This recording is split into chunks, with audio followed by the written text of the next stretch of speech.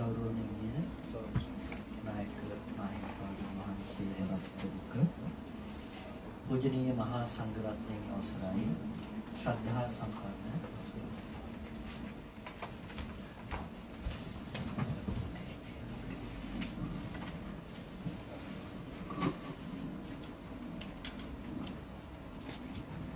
ශ්‍රද්ධා සම්පන්න පාරිමිත පින්තුනි හැම කෙනෙක්ම ඊටාම ශ්‍රද්ධාවෙන් සද්ධර්ම ශ්‍රවණයට සූදානම් වෙන මොහොතේ පින්තුනි ලෝතර බුදුරජාණන් වහන්සේ නමකගේ මේ ලෝකේ පහළ වීම ඊටාම දුර්ලභ කාරණයක්. ඒ වගේම මේ බුද්ධෝත්පාද කාලයක අපි ලබන මනුස්ස ජීවිතයක් දුර්ලභ දෙයක්. මනුස්ස ජීවිතයක් ලැබුවත් සද්ධර්ම ශ්‍රවණය කරන වටපිටාවක සදහැසිත ඇතිව ඉපදීම ඒ වගේම ධර්ම ශ්‍රවණය කරන්නට සුදුසු ධර්මයේ මෙනෙහි කරන්නට සුදුසු මනසක් ඇතිව ක්ෂණ සම්පත්තිය සහිතව ඉපදීම කියන කාරණය ඉතාම දුර්ලභ දෙයක්. ඒ නිසා මේ දුර්ලභ කාරණාවන් බොහෝමයක් අද දවසේදී සම්පූර්ණ භාවයට පත්වන දවසක්. මේ වගේ අවස්ථාවක අපි කවුරුත් අප්‍රමාදීව කටයුතු කළ යුතුයි. ඒ නිසා අපේ ජීවිතයේ ස්වභාවය පිළිබඳව අපි කවුරුත් තේරුම් අරගෙන ධර්මයේ තුල හැසිරීම අපි අප්‍රමාදීව කරන්නට අපි උත්සාහවත් වෙන්නට අවශ්‍ය වෙනවා. අනවතග්ගෝ යම් භික්ඛවේ සංසාරෝ පුබ්බා කෝටින පඤ්ඤායති කියලා භාග්‍යතුන් වහන්සේ දේශනා කළේ මේ සසර අනවරාග්‍රයි සසරේ කෙලවරක් දකින්න පුළුවන් කමක් නැත්තේ කියලා. ඒ නිසා අවිජ්ජා නීවරණානම් තණ්හා සංයෝජනානම් සන්ධාවතං සංසරතං අවිද්‍යාව නැමැති නීවරණයෙන් වැහිලා තණ්හාව නැමැති සංයෝජනයෙන් බැඳිලා මේ සසරේ බොහෝ කාලයක් ඇවිත්ලා සැරිසරුවා කියලා බුදු පියාණන් වහන්සේ පෙන්වුවේ.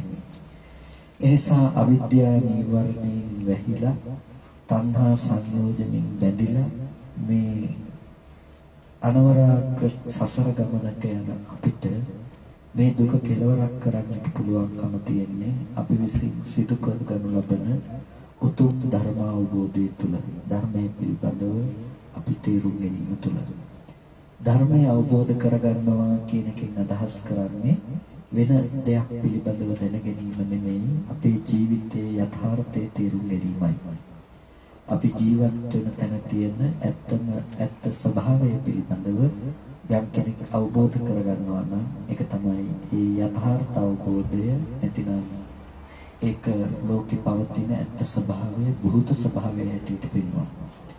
එනිසා බුදුරජාණන් වහන්සේ දේශනා කරන එක අවස්ථාවකදී යම් කෙනෙක් භූතය හැටියට ගන්නවා නම් ඔහු මේ දුක කෙලවර කරනවා කියලා. භූතය කියලා කියන්නේ ඌ දෙය. ඒ කියන්නේ ඒ පවතින යථා ස්වභාවයට කියනවා භූත ස්වභාවය කියලා. අපි යථා භූත ස්වභාවය කියලා කියන්නේ. එනිසා මේ යථා භූත ස්වභාවය හරියට තේරුම් ගන්න ඕන. ඒ ජීවිතේ පරිබාහිර සිද්ධාන්තයක නෙමෙයි අපි ජීවත් වෙනවා කියලා අපි කියන තැන තියෙන ඇත්ත ස්වභාවය අපි තේරුම් ගන්නවා නම් අන්න ඒ කෙනාට පුළුවන්කම තියෙනවා මේ දුක නැති කරන්නට දුක කෙලවරක් කරන්නට පුළුවන්කම තියෙනවා. බුදුරජාණන් වහන්සේ අපිට දේශනා කළේ ඒ දුකේ කෙලවර බව පිණිස එහෙම නැතිනම් ඒ දුක නැති කර ගැනීම පිණිස. ඒ සඳහා අවශ්‍ය වන අපේ ජීවිතයේ යථාර්ථය දැකීමට අවශ්‍ය වන මාවත භාග්‍යතුන් වහන්සේ අපිට දේශනා කළා. එතකොට ඒ වෙන්නපු ධර්මයන් පිළිබඳව අපි කතා කරනකොට අපි ප්‍රධාන වශයෙන් අපි ගන්නවා චතුරාර්ය සත්‍ය ධර්මය, පටිච්චසමුප්පාද ආදී ධර්මයන් පිළිබඳව අපි අවබෝධයක් අපි දැනුමක් යම් මට්ටමකින් තියෙනවා. මේ ලෝකය යම් විදිහකින් අපි තේරුම් ගන්නට යනකොට අවබෝධ කරගන්නකොට ඊටාම වැදගත්ම දෙයක් තමයි ඒ කියන්නේ ඕනම කෙනෙකුගේ මනස දැස ගන්න තැනක් තමයි අනිත්‍ය දුක්ඛ අනාත්ම කියලා කියන ත්‍රිලක්ෂණ ධර්මය. එතකොට මේ අනිත්‍ය දුක්ඛ අනාත්ම කියන මේ ත්‍රිලක්ෂණ ධර්මය අනුව යම් කෙනෙකුගේ මනස දැස ගන්නවා නම් ඔහුට පුළුවන්කම තියෙනවා ශුන්්‍යත අනිමිත්ත අපනිහිත කියන මේ ත්‍රිවිධ චේතෝ විමුක්තිය ප්‍රතිලාභය කරන්නට චේතෝ විමුක්තිය ලබා ගන්නට පුළුවන්කම තියෙනවා. එතකොට අපි ශුන්්‍යතාවය කියලා කියනවා ශුන්්‍යත බව අපිට සාක්ෂාත් කරන්නට පුළුවන් අනාත්මය තුළින්. ඒ වගේම අනිමිත්ත බව කියලා කියනවා නිමිති රහිත බව සාක්ෂාත් කරන්නට පුළුවන් අනිත්‍ය තුළින්. ඒ වගේම ප්‍රණිති නැතිකම ප්‍රණිති කියලා කියන්නේ ප්‍රාර්ථනා අපනිහිත කියලා කියන්නේ ප්‍රාර්ථනා සංඛ්‍යාත ප්‍රණිතිගේ දුරු වුණ මට්ටමට කියනවා අපනිහිතයි කියලා. එතකොට මේ ශුන්්‍යත අනිමිත්ත අපනිහිත කියන මේ ධර්මයන්ට කියනවා ත්‍රිවිධ විමෝක්ෂ කියලා. නැතිනම් විමුක්ති තුනක්. එතකොට මේ විමුක්ති තුන ඇති කරන්නට අවශ්‍ය වන දොරටු තුනක් තමයි අනිත්‍ය දුක්ඛ අනාත්ම කියන මේ ත්‍රිලක්ෂණ ධර්මය කියලා කියන්නේ. බුදුරජාණන් වහන්සේ නමක් මේ ලෝකෙට පහළ වෙන්නේ ත්‍රිලක්ෂණය දේශනා කරන්නට. ඒ කියන්නේ අනිත්‍ය දුක්ඛ අනාත්ම කියන මේ ත්‍රිලක්ෂණය දේශනා කරන්නට. අට්ඨකරා තීනිපදා සම්බුද්ධේන ප්‍රකාශිතා. බුදුරජාණන් වහන්සේ දේශනා කරපු ධර්මය එක තැනකට සංග්‍රහ කළොත් එහෙම බුදුරජාණන් වහන්සේ දේශනා කරපු ධර්මය ගැන කතා කරන්නට පුළුවන් අට්ඨකරා තීනිපදා අකුරු අටකින් පද තුනකින් අපිට කතා කරන්නට පුළුවන්කමක් තියෙනවා. ඒ තමයි අනිච්ච දුක්ඛ අනාත්ම. අපි පාවිච්චි කරන විදිහට මේක ගත්තොත් නම් අකුරු ටිකක් වැඩි වගේ අපිට තේරෙයි. අකුරු 8යි කියවට අනිච්ච දුක්ඛ අනාත්ම කිව්වහම ටිකක් වැඩිපුර අකුරු තියෙනවා කියලා. නමුත් පාලි ක්‍රමවේදයට අකුරු ගණනය කරන්නේ වැඩි අකුරක් සහ ඊට පෙර තියෙන අකුර තනි අකුරක් හැටියට තමයි ගණනය කරන්නේ. අපි අර ලුහු ගුරු ભેදය කියලා කියන්නේ ඒ විදිහට ගණනය කළාම පාලි ක්‍රමයට අනුව අකුරු 8ක් තමයි මෙතන දැක්වෙන්නේ. අකුරු 8ක් සහ පද 3ක්. එතකොට බුදුරජාණන් වහන්සේ දේශනා කළ මුළු 84000ක් ධර්මස්කන්ධයේම අපිට කතා කරන්නට සිද්ධ වෙන්නේ මෙන්න මේ පද තුන තේරුම් ගන්නට. අපි කොහෙන් ගියත් පැහැදිලි කරන්නේ ඒ කියන්නේ පංච උපාදානස්කන්ධය ගැන කිව්වත්, පටිච්චසමුප්පාදය ගැන කිව්වත්, චතුරාර්ය සත්‍ය අවබෝධය ගැන කතා කළා. අපිට විග්‍රහ කරගන්නට වෙන්නේ අනිත්‍ය දුක්ඛ අනාත්ම කියන මේ ත්‍රිලක්ෂණ ධර්මයමයි. එතනින් එහා දෙයක් කතා කරන්නේ නැත්තේ නැහැ. ඒ නිසා තමයි අනිච්චානුපස්සන, දුක්ඛානුපස්සන, අනාත්මානුපස්සන කියලා මේ කතා කරන විදර්ශනාවට මූලිකත්වයක් ලැබෙන්නේ හැම තැනකදීම. අනිත්‍ය දුක්ඛ අනාත්ම කියන ධර්මයන් පිළිබඳව කතා කරන්නේ නිසා. එනිසා යම් තැනක අනිත්‍ය දුක්ඛ අනාත්ම කියන ත්‍රිලක්ෂණය නොලැබී යනවා නම්, ඒ කියන්නේ එතනට අපේ මනස පිහිටවන්නට බෑ නම් ඒ ධර්මයේ ස්වකහාත වෙන්නේ නැහැ. මනමින් දේශනා කළා කියන්නේ බෑ. අපි ටිකක් විමසලා බලමු මොකක්ද දේශනා කරපු අනිත්‍ය, මොකක්ද දේශනා කරපු දුක්ඛ ස්වභාවය, මොකක්ද දේශනා කරපු අනාත්ම ස්වභාවය කියන එක පිළිබඳව අපි ටිකක් විමසලා බලමු.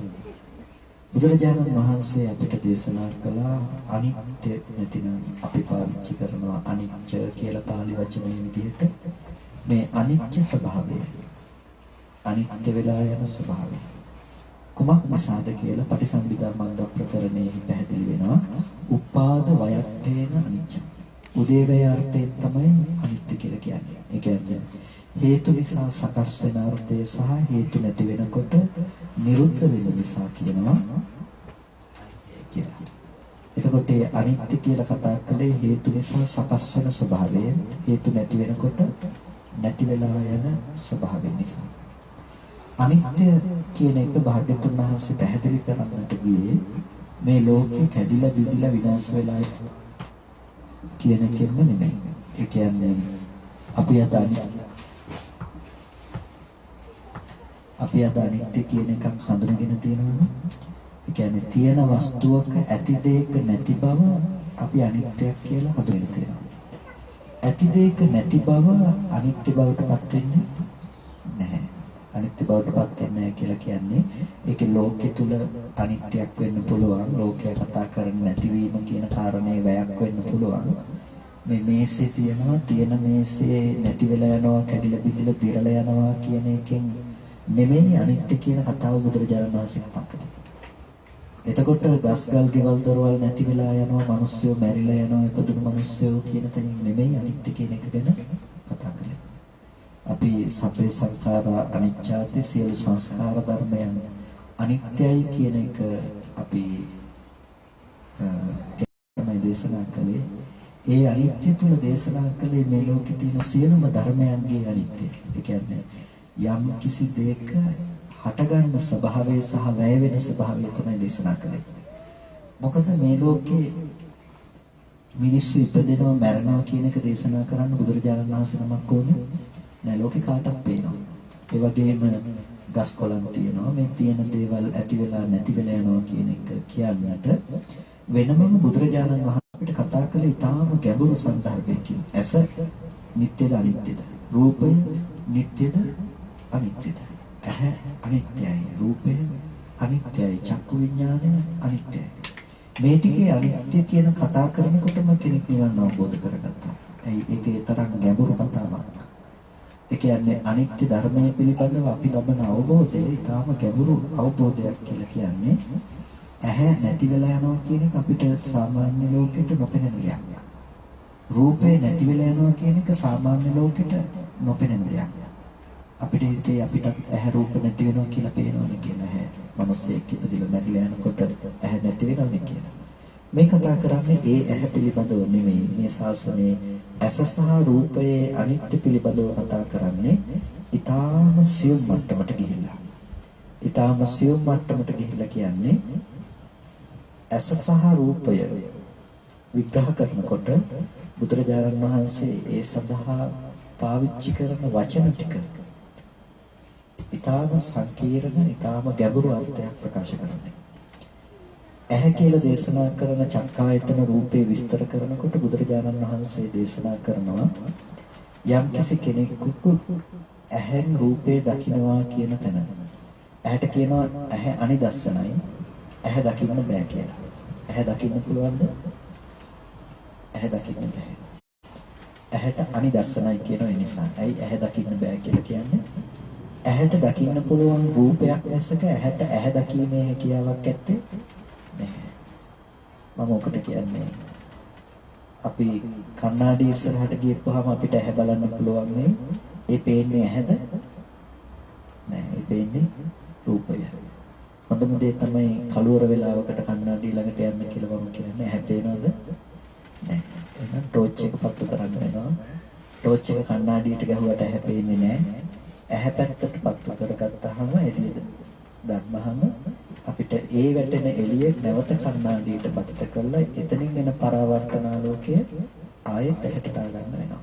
දැන් ළඟව තියෙන ඇහැ දකින්න කොච්චර රවුමක් යනවා. ඒක නිසා ඇහැට කියනවා අනිදස්සනයි කියලා. ඇහැ කියන එක දකින්න බෑ. මම කොට කියන්නේ ඇහැ කොහෙද දකින්නද? මූණවත් දකින්න බැරි කොට කියලා. මූණ දකින්න පුළුවන්. මූණ දකින්න බෑ. ඇයි අපි දකින්නේ මූණ නෙමෙයි කණ්ණාඩියනේ. කණ්ණාඩියේ ප්‍රතිබිම්බය යම් විදිහකටද ඒ විදිහට තමයි අපි මූණ ගැන දැනගන්නේ. බොරු කියලා හිතනවා නම් කණ්ණාඩි පහකින් විතර මූණ බලන්න මූණවල් පහක් පේන්නේ නැති වෙද කියලා. එකකින් ටිකක් දිගයි, එකකින් ටිකක් පළලයි. මට කියන්න කොයි කණ්ණාඩියේ මූණද හරිම මූණ කියලා. ඔයගොල්ලන්ට කියන්න වෙන්නේ නැහැ. ඒ හරිම මූණ දැකලා නැති නිසා. අපි දැකලා තියෙන කණ්ණාඩිය හැකියාවනේ. ඉතින් මූණ දැකලා නැතිකොට ඇහැ කොහෙද දකින්නද? ඒ නිසා ඇහැට කියනවා අනිදස්සනයි කියලා.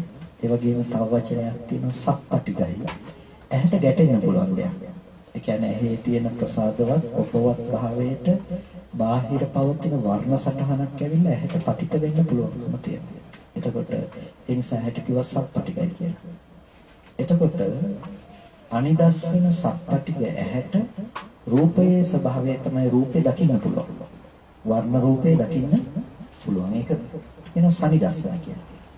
ඊට පස්සේ ඒක ගැටෙනවා සප්පටිගයි කියලා කියනවා. අනිදස්සන සප්පටිග ඇහෙන් සනිදස්සන සප්පටිග රූපය අතීතෙදි දැක්කනම් වර්තමානයේ දකින්නවා නම් අනාගතයට දකින්නවා කියලා එකක් තියෙනවා නම් කොටින්ම දකින්න බවක් තියෙනවා නම් මෙන්න මේ දකින්න බවට කියනවා මොකක් කියලාද? ඇහැ කියලා. චක්කුපේතං. මේක තමයි ඇහැ කියලා කියන්නේ. චක්කායතනම් පේතං. චක්කායතන කියලා කියන්නේ මේක. චක්කු ඉන්ද්‍රියම් පේතං. චක්කු ඉන්ද්‍රිය කියලා කියන්නේ මේක. සමහර වෙලාවට අපි දකින්න කෙනෙක් ඇහැ කියන එක චක්කායතනය වෙන්නේ කෙලෙස් සහිතව ගත්තම කියලා අර්ථ විවරණ දක්වන්න හදනවා. නමුත් ඇත්තටම ඇහැ කියන එක ඇහැ කියන්නේ චක්කු කියන්නේ චක්කායතන කියන්නේ චක්කු ඉන්ද්‍රිය කියන්නේ මේ අවස්ථාවේදී. ඒ වගේම ලෝකම්පේස ලෝකය කියන්නේ මේකටමයි. වර්ණ සටහන ගැන අපි දැක්කපු ලෝකයක් ආලෝකමත් ලෝකයක් ගැන කතා කරනවා නම් අපිට කතා කරන්න වෙන්නේ ඇහැට පේන වර්ණ සටහනක් පිළිබඳව. ඒ නිසා ලෝකය කියන්නේ ඒකටමයි. එතකොට දැන් ඔන්න බුදුරජාණන් වහන්සේ ඇහැගෙන පෙන්වන එක න්‍යායකින් කොහොමද ඇහෙන් රූපය දකිනවා නම් දැක්කනම් දකින්නේ නම් කොටිම දකින්න බවක් තිබුණා. ඒ ටික විතරක් පෙන්වන්න නැතුව තව කතාවකින් කියනවා. ඒ මොකන්ද? ඇස කෙරෙහි රූපය පතිත වුණා නම් ඇස කෙරෙහි රූපය පතිත වුණා නම් දැන් අපි කිව්වොත් මේ වටාපත පැත්තට වටාපත එහෙනම් මේ වටාපත කෙරෙහි යමක් පතිත වුණා නම් ඒ පතිත වුණ අවස්ථාව වර්තමානයේ පතිත වෙනවා නම් පතිත වෙන මොහොත අනාගතයට වෙන්නේ නම් වෙන මොහොත කොටින්ම පතිත වන බවක් තියෙනවා නම් ඒ කියන්නේ අපි කියන්නේ ආලෝකය වැටෙනවා කියලා කියන්නේ ආලෝකය ඇවිල්ලා මේ පැත්තට පතිත වන බවක් තියෙනවා නම් අන්න ඒකට කියනවා මොකක් කියලාද චක්කු කියලා ඇහැ කියලා චක්කායතනෙ කියලා ඊට පස්සේ තව විදිහකට කියනවා දැන් කිව්වේ ඇහැට වර්ණ සටහන පතිත වෙනවා නම් ඊට පස්සේ දැන් කියනවා රූපේ කෙරෙහි ඇස පතිත වෙනවා නම් කියලා. ඒ කියන්නේ අපි ඇස් දැල්වීම ආදිතු අපිට රූපේ කෙරෙහි ඇස පතිත වෙනවා නම් මේ වචන ටිකෙන් බුදුරජාණන් වහන්සේ පැහැදිලි කරලා දෙන දේ තමයි මේ රූපය ගැන කතා කරන්නේ ඇස ඇති කල්හිම හටගන්න ධර්මයක් ගැන. රූපය කියලා යමක් තියෙනවා නම් ඒක ඇහැ නැතුව රූපය ඇත්තේ නැහැ. ඇහැ එක්කමයි රූපය හටගන්නේ. ඇහැ නැති වෙනකොට රූපය නැති වෙලා යනවා. එතකොට ඒ ප්‍රසාදයේ බිඳුනහම නැවත ඒ ප්‍රසාදය හටගන්නේ ඒ ප්‍රසාදයේ බිඳී ගියාම නැවත හටගන්නේ ඒ ප්‍රසාදයෙන් නැවත රූප දකින්න බෑ. එයි ඒ ප්‍රසාදේ වැය වුණා. අලුතින් ආපහු උපවත් බව හැදුනාම තමයි අලුතින් වර්ණ සටහන ගෝචර කරගන්න බවක් එතන තියෙන්නේ. හැම මොහොතෙම වේගින් මේ ක්‍රියාවලිය වෙනකොට අපිට පේන එකම රූපේ ගොඩාක් වෙලා තියෙනවා. හැබැයි ඇත්තටම එක මොහොතක දකින්න පුළුවන්කම තියෙන එක ෆොටෝ එකක් විතරයි ඇති. ඒකට යන වීඩියෝ දකින්න බෑ. එක ෆොටෝ එකයි දකින්න පුළුවන්. ඊට පස්සේ අපි අර අතීතයේදී සියලුම දේවල් ටික එකතු කරලා අරගෙන අපි හැසිරෙන්නේ සම්පූර්ණම හිතින් ගත්ත අරමුණ තුල. අපේ ජීවිතේ අපි නොදැනගත්තට අපි සම්පූර්ණම හැසිරෙන්නේ හිතින් උපදවගත්ත මට්ටමක් තුල. මම ඔකට කියන්නේ අපි භවය මත ඇවිදිනවා කියලා. ඒ කියන්නේ බාහිර ඇති බවට ගත්ත දේ මත ඇවිදිනවා කියලා. අපි සේනාසනේ ඉන්නකොට කැලයක් තියෙන්නේ. අපි රැට යනකොට සමහර වෙලාවට ඉස්සරහින් යන ස්වාමීන් වහන්සේ ළඟ ටෝච් එකක් තිබුණොත් අපි සමහර වෙලාවට ගේන්න බැරි වුණොත් අපි පිටිපස්සෙන් යනවා ඒ දිහා බලාගෙන. හැබැයි දැන් පාර පේන්නේ සමහර විට සෑහෙන ඉස්සරහින් අඩි 7-8ක් සමහර වෙලාවට 10ක් විතර ඉස්සරහින් පාර පේන්නේ. හැබැයි කකුල වදින්න නැති වෙන්න මෙහෙන් කකුල ලක් ගන්නට ඔසවලා තියෙනවා. එතකොට දැන් පේන්නේ කොහෙවත් කකුල ඔසවන්නේ කොහෙවත්. ඇයි? අපි අර ගත්ත අරමුණ අපි හිතනවා තියෙන තැන සහ ඒ ඔක්කොම නිශ්චය කරගෙන ඉවර කරගන්නවා. දැන් අපි හිතන්නේ තියෙන ගල ළඟින් කකුල ඉස්සුවා කියලා. අපි දකින්න ගල ළඟින් ඇත්තටම දැක්ක ගල ළඟද කකුල උස්සන්නේ නැත්නම් එතන ගලක් තියෙනවා කියලා ඇති කරගත්ත සංඥාව මත අපි කකුල උස්සනවා කියන ප්‍රතිචාරය දක්වලා. අපි සංඥාව මත තමයි ප්‍රතිචාරය දක්වලා තියෙන්නේ. එතකොට දැන් මම තීරණය කරන්න එපා මේ ක්‍රියාවලිය හරිද වැරදිද කියන එක. අපි ඉස්සරහට ඒක අන්තිමේටම කතා කරමු. ස්වභාවය තමයි අපි හිතෙන් ගත්ත අරමුණක අපි හැසිරෙන ස්වභාවය. ඇහි ස්වභාවය තමයි මේ මොහොතේ හැටගෙන මේ මොහොතේ ඉතුරු නැතුව නිරුද්ධ වෙලා යන ස්වභාවය. ඒ නිසා අපිට හිතින් උපදවන්න නැත්නම් නැවත නැවත හිතින් ඇසුරු කරන්නේ නැත්නම් ඔයගොල්ලන්ට මේ වටාපත එකම වටාපත නැවත නැවත දකින්න බෑ. මේ රූපේ දිහා බලලා මේ මල් කලබ දිහා බලනකොට ඔයගොල්ලන්ට පේනවා නම් ඒක වෙනමම රූපයක්. එතකොට වටාපත තියෙන්න පුළුවන්ද? වටාපත තියෙන්න බෑ. එහෙනම් ආපහු මේ රූපේ දිහා බලනකොට කලින් දැක්ක වටාපත ඔබට දකින්න පුළුවන්ද? කලින් දැකපු රූපය ආයෙ දකින්න බෑ. එතකොට රූපයේ යථාර්ථය තමයි මොකද්ද? පෙර නොතිබීම හට ගන්න බව සහ ඉතුරු නැතිලා යන ස්වභාවය. මෙන්න මේ විදිහට රූපය පවතින තැනක, රූපයේ ස්වභාවය වෙන තැනක අපි වටාපත කියලා ඉස්සෙල්ලා ඉඳන් තිබුණ එක උපදවා ගන්න කොහෙන්ද? කෙනකෙනාගේ මනෝභාවය තුළ, කෙනකෙනාගේ මානසික මට්ටම තුළ අපි ලබන ඵලය තමයි කලින් ඉඳලා තියෙන වටාපත උපදවනකම්. ඒකට කියනවා නිත්‍ය සංඥාව කියලා. රූපේ පිළිබඳව තියෙන දැසගත්ත නිත්‍ය සංඥාව. එකම රූපය තියෙනවා කියලා. එකම වටාපත දකින්න පුළුවන්කම තියෙනවා. ඒක නිත්‍ය සංඥාව. ඒ විදිහට ඔයගොල්ලන්ට පුළුවන් නම් මේ යම්තා රූප ගැන ඇති බවට කල්පනා කරන්න, ඇති බවට හිතන්න පුළුවන් නම් මේ ලෝකයක් තියෙනවා කියලා හිතන්නට පුළුවන් නම් ඒ හිතන්නට පුළුවන් ඇති දේ හැම දෙයකටම කියනවා මොකක් කියලාද? නිත්‍ය සංඥාවක් කියලා. රූපය අසුර කරන නිත්‍ය සංඥාවක්. අපි හිතාගෙන ඉන්නේ අපි ලෝකේ තියෙනවා, තිබුණ ලෝකේ අපි ඉපදුනා, ලෝකේ තියෙනකොට අපි ලෝකේ ජීවත් වෙනවා. ඒ වගේම ලෝකේ තියෙනකොට අපි නැති වෙලා යනවා, අපි මැරිලා යනවා. මේක තමයි අපේ දැක්ම, අපේ දර්ශනය. හැමදේම ගොඩනැගිලා තියෙන ওই තියෙන ලෝකෙට සාධාරණව තියෙන ලෝකෙට සාපේක්ෂව. ඔන්න ඔය දැක්මම තමයි අපේ අවිද්‍යාවත්, ඔය දැක්ම මතම තමයි සියලුම සංයෝජන ගොඩනැගිලා තියෙන්නේ. ඇයි? තියෙන ලෝකෙට අපි බැඳිලා තියෙන බැඳීම් වලට කියනවා සංයෝජන ධර්ම කියලා. අවිද්‍යාව නිසා ගෙනල්ලා දෙන ලෝකෙට අපි බැඳිලා තියෙන බැඳීම් වලට කියනවා සංයෝජන කියලා. එතකොට අපි ඔය විවිධාකාර සංයෝජන වලින් ඇති බව තුළ අපි රැවටිලා තියෙන්න පුළුවන්කම තියෙනවා. ඒ නිසා දැන් මෙතන අනිත්‍ය බව පිළිබඳව කතා කරනවා. අනිත්‍ය කියලා කියනකොට අපිට හසු වෙන්නට ඕනේ දැන් ඇති දෙයක නැති වෙන බව නෙමෙයි. එහෙනම් මොකක්ද හසු වෙන්නට ඕනේ? ඇස සහ රූපය කියන මේ හේතු ධර්මතා ටික පෙර නොතිබීම හටගත්තා. එතකොට අපි කියනවා තියෙනවා කියලා. ඒ වගේම මේ ධර්මතා ටික මේ මොහොතේම බිඳී යන ස්වභාවයෙන් යුක්තයි. එතකොට අපි කියනවා නැති වුණා කියලා. දැන් නැති වුණේ මොකද්ද? ඇහැ පිළිබඳව ගත්ත සියලු අත්දැකීම් ටිකනේ අපිට නැති වුණේ. රූපය පිළිබඳව ගත්ත සියලු අත්දැකීම් ටික අපිට නැති වුණේ. ඊට පස්සේ ආපහු අපි කන පැත්තෙන් ගත්තාම කනට ශබ්දයක් ඇහෙනවා. ඒ ශබ්දේ එකම ශබ්ද දෙපාරක් ඇහෙන්නේ නැහැ අපිට. ඇහෙන ශබ්දය අපි දැනගන්නවා. දැනගත්තට පස්සේ ඒ ශබ්දයත් කන ඇති කල්හිමයි අර ඇහැ ගැන කතා කරපු නිර්ණායක ටිකෙම අපිට ශබ්දය ගැන කියන්න වෙනවා. ඒ වගේම ඇස කන නාසය දිව ශරීරය කියන මේ ආයතන ටික ඔක්කොටම කතා කරන්නේ ඔන්න ඒ එකම නිර්ණායක විදිහට. එතකොට රූප ශබ්ද ගන්ධ රස ස්පර්ශ ටික ගැන කතා කරන්නේ ওই වචන ටිකමයි. එතකොට අපිට පේනවා ඇහැ සහ රූපය අරගෙන බලනකොට ඇස නැතුව රූපය ගැන කතා කරන්නේ, රූපය නැතුව ඇස ගැන කතා කරන්නේ නැහැ. ඇහැ ගැන කතා කරනවා නම් ඇහැ තියෙන්නේ රූපයත් එක්කමයි, රූපය තියෙන්නේ ඇහත් එක්කමයි. ශබ්දය ගැන කතා කරනවා නම් ශබ්දේ තියෙන්නේ කනත් එක්කමයි, කන තියෙන්නේ ශබ්දයත් එක්කමයි. ශබ්ද නැතුව කනක් ඇත්තේ නැහැ. කන තිබුණත් අපි කොහොමද ශබ්ද තියෙනවා කියලා දන්නේ? අපිට දැනගන්න විදිහක් ඇත්තේ. ඒ නිසා අපි දැනගන්නේ අපිට ඒ ගැන කටයුතු කරන්නට පුළුවන්කම තියෙන්නේ කුමක් කොහොමද? කනයි ශබ්දයයි ඒ පිළිබඳව යොමු වුණ මනසයි ඇතිකල්ලි තමයි අපි ශබ්දේ දැනගන්නේ. අපි අහන්න කැමති ලස්සන සින්දුව. අපි හිතන්නේ අහන්න කැමති ලස්සන සින්දුව කොහෙ තිබුණ දේ හැටියටද? අර ශබ්දේ තිබුණා කියලා තමයි අපි හිතන්නේ. නමුත් කවදාවත් ඒක ශබ්දයට අයිති වෙන්නේ නැහැ. අහන්න කැමති වෙනකම ශබ්ද තිබුණේ නැහැ. එහෙනම් ලෝකේ කාටත් එකම සින්දුව අහන්න පුළුවන්කම තියෙන්නේ. එහෙම අහන්න බෑ. ඒක ලෝකේ කවුරුත් කැමති වෙන්නේ නැහැ එකම සින්දුවට. එතකොට ඒ ශබ්දයේ ආරම්භය කෙනකෙනා කැමති වෙන බවක් පෙන්වනවා නම්, කැමති වෙන බවක් ඇති කර ගන්නවා නම්, කැමැත්ත කොහේ උපදින දේද? කෙනකෙනාට සාධාරණවයි චන්දරාගය දෙන්නේ.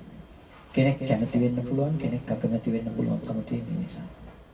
හැබැයි අපි කැමැත්ත කියන එක රූපේ දකිනකොට අපි ළඟ තියෙන මෝඩකම තමයි අපි හිතනවා මේ කැමැත්ත ඇති කරන්නේ අර රූපේ නිසා කියලා.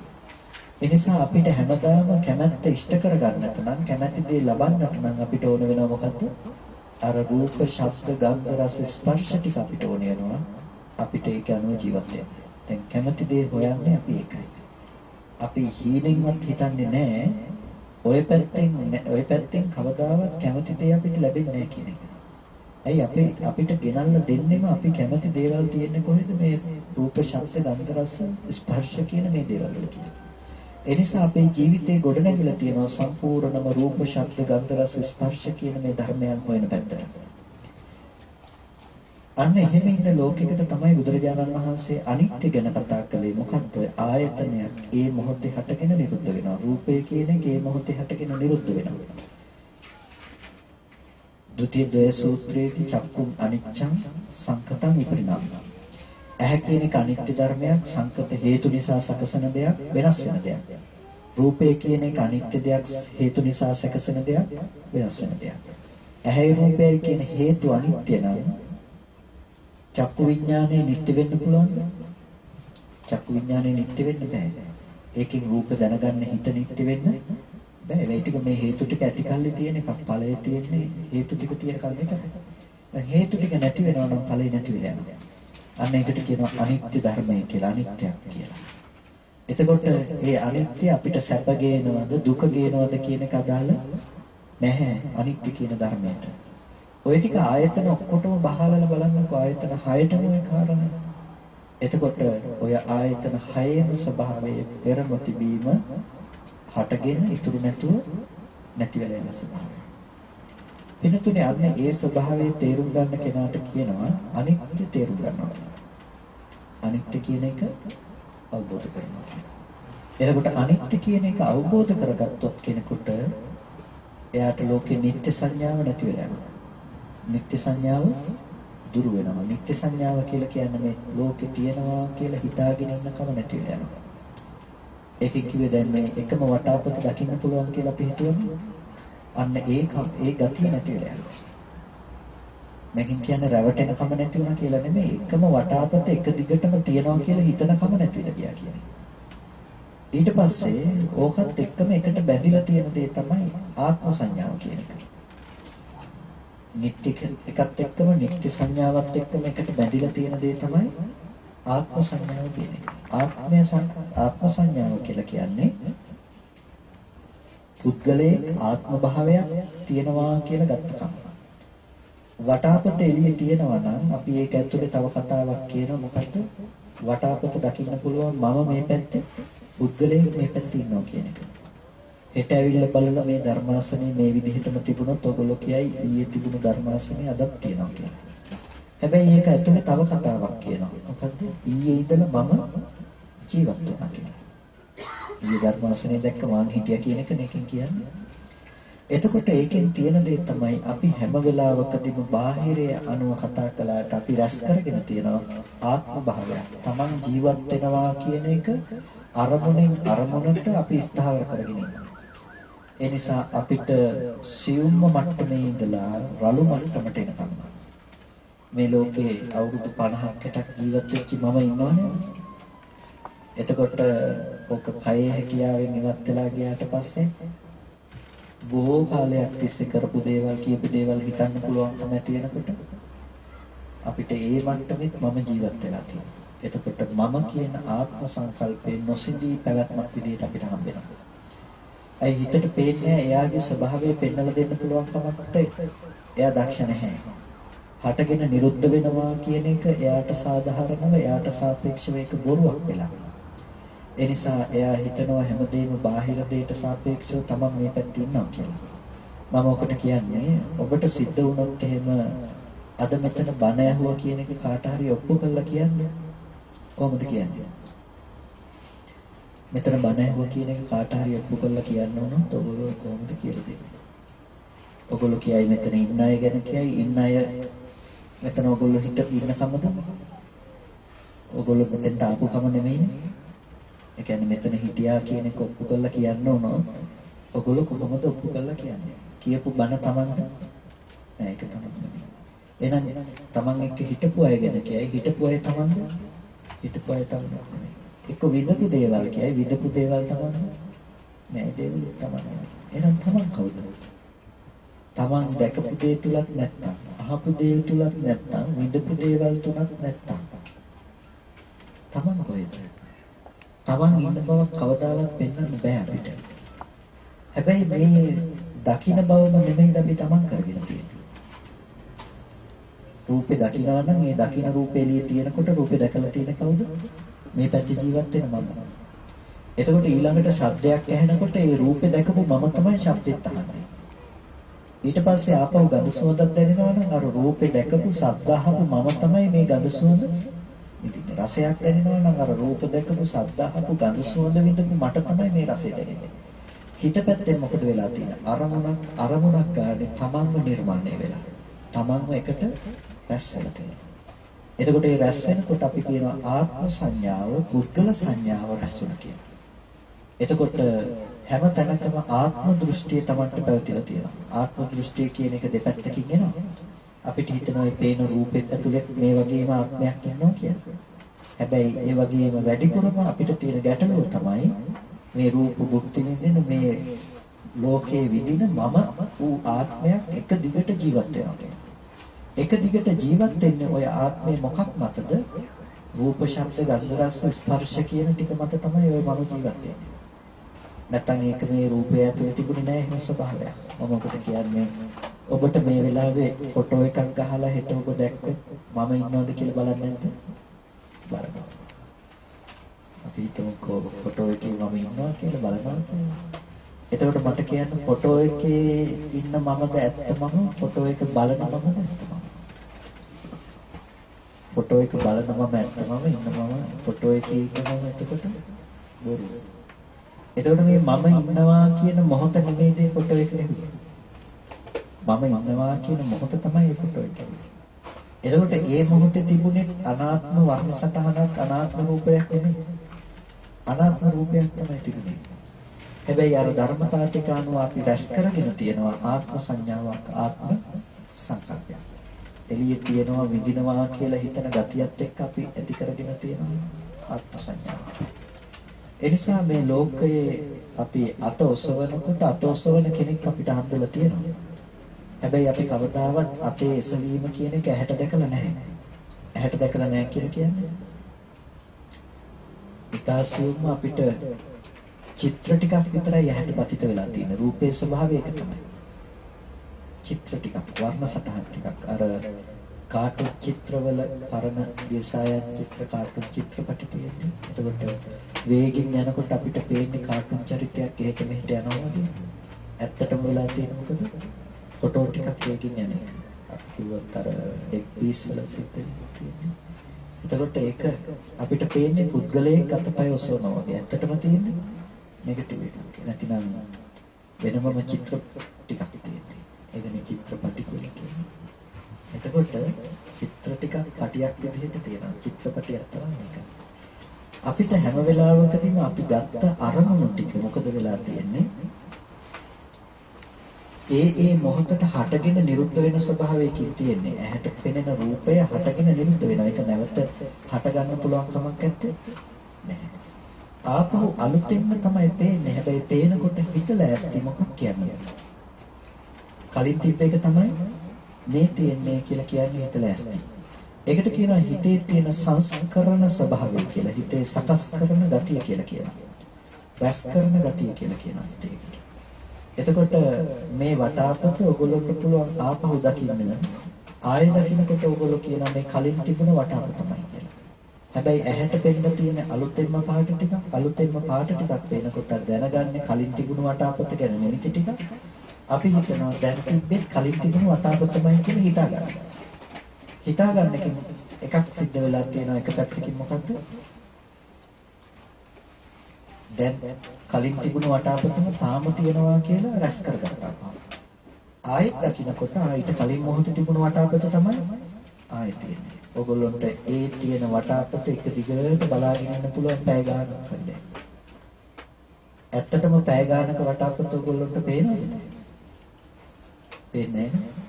මේ වටාපත බලන්න දැන් කෙනෙක් දැක්කොත් ආපු කෙනෙක් දැක්කොත් එයාට පේනවද වටාපත කියන එක කොච්චර වෙලාවක් දැන් මේ තිබුණද කියලා?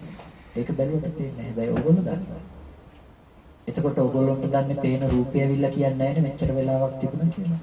එහෙනම් ඔයගොල්ලෝ ඒක දන්නේ පෙනෙන රූපය ආරම්භය තමන්ගේ හිත පැත්තෙන් ඒක අරමුණු කරනකම අපේ තියෙන මෝඩකම අරමුණු කිරීම කියන දේ නෙමෙයි. අපේ තියෙන මෝඩකම තමයි අරමුණු කරන දේ එළියේ තියෙන දෙයමයි කියලා අර එළියේ තියෙන දේ පැත්තට නැවත නැඹුරු වෙනකම.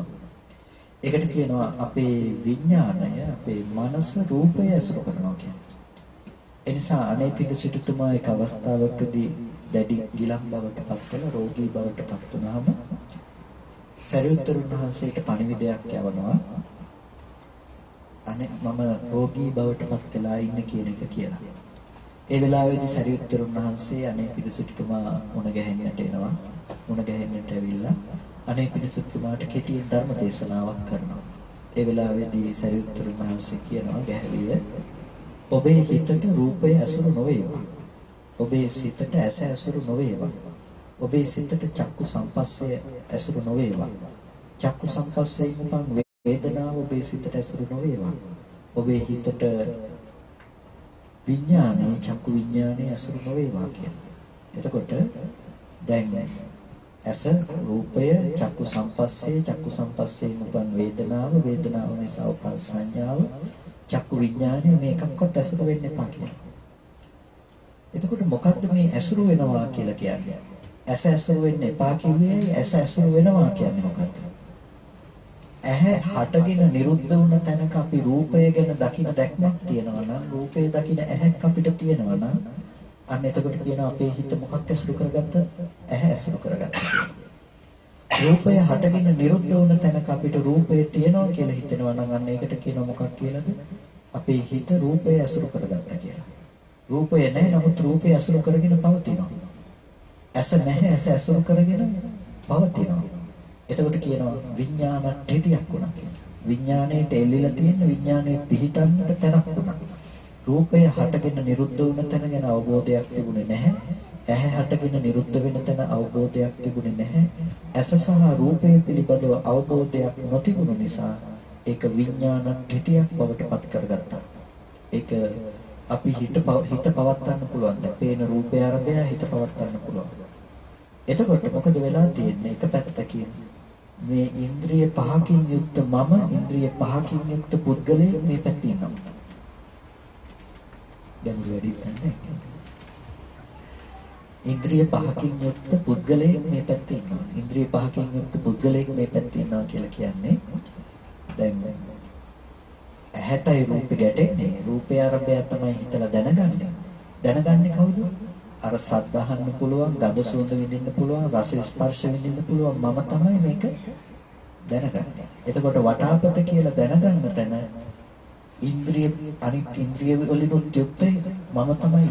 ඉන්ද්‍රිය පහකින් යුක්ත මම තමයි රූපේ වටාපත කියන එක දැනගෙන තියෙන්නේ.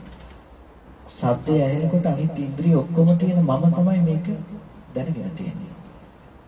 බුදුරජාණන් වහන්සේ සමනුපස්සනා සූත්‍රයේදී දේශනා කරනවා මෙන්න මේ විදිහට රූපය ගැන යම් කෙනෙකුට වැරදි වැටහීමක් තියෙනවා නම් ඔහුට අස්මීති එයාට වෙමි කියන හැඟීම අවිගතක් නොති දුරු වෙලා නැහැ. එයාට රූපේ පැත්ත තියෙනවා කියලා හිතනකොට රූපේ දකින්න මම මේ පැත්තේ ඉන්නවා කියලා හිතෙනවා. ශබ්දේ එළියේ තියෙනවා කියලා හිතනකොට ශබ්දේ දකින්න මම මේ පැත්තේ ඉන්නවා කියලා හිතෙනවා. ගඳ සුවඳ දැනෙනකොට ගඳ සුවඳ දැනගන්න මම මේ පැත්තේ ඉන්නවා කියලා හිතෙනවා.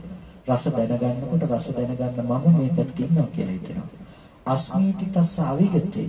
එයාට වෙමි කියන හැඟීම දුරු වෙන්නේ නැති වෙනකොට මොකද වෙන්නේ? පංචන්නං ඉන්ද්‍රියාණං අවක්ඛන්ති හෝති. ඉන්ද්‍රිය පහට බැස ගන්නවා. ඉන්ද්‍රිය පහට බැස ගන්නවා කියන්නේ ඉන්ද්‍රිය පහට බැස ගන්නවා කියලා කිව්වේ අර ඇහැ තියෙන පැත්තට බැස ගන්නවා.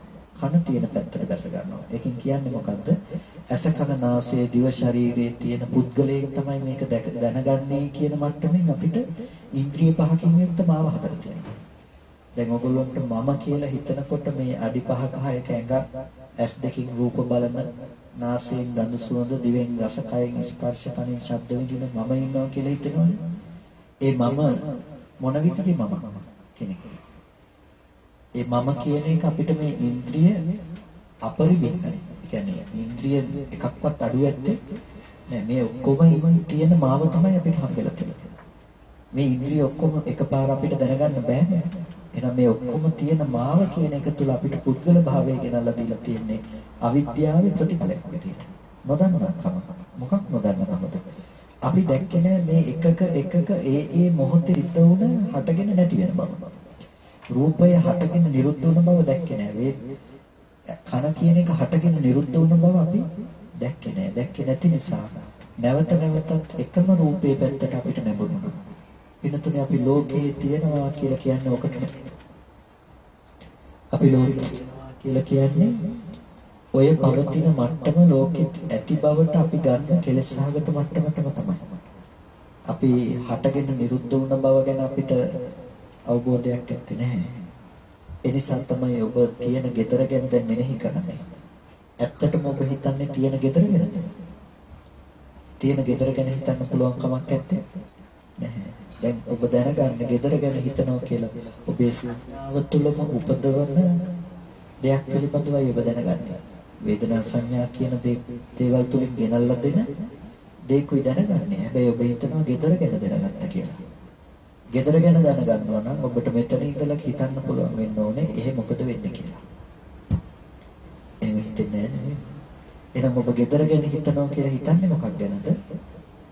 අර ඔබ අන්තිම වෙලාවට එනකොට දැකපු වර්ණ සටහන පිළිබඳව නැවත මානසිකාරය කරලා බලන ඒ ලක්ෂණ ටික පිළිබඳව ඒ මානසිකාරයෙන් ලක්ෂණ ටික ගැන හිතලා ඔබ කියනවා gedara ගැන හිතනවා කියලා. තව විදිහකින් කියනවා නම් ඔබ ඔබේ හිත ගැනම හිතලා ඔබ කියනවා gedara ගැන හිතනවා කියලා. පිනතුනේ මේ ලෝකේ හැමතැනම තියෙන ස්වභාවය ඒක තමයි.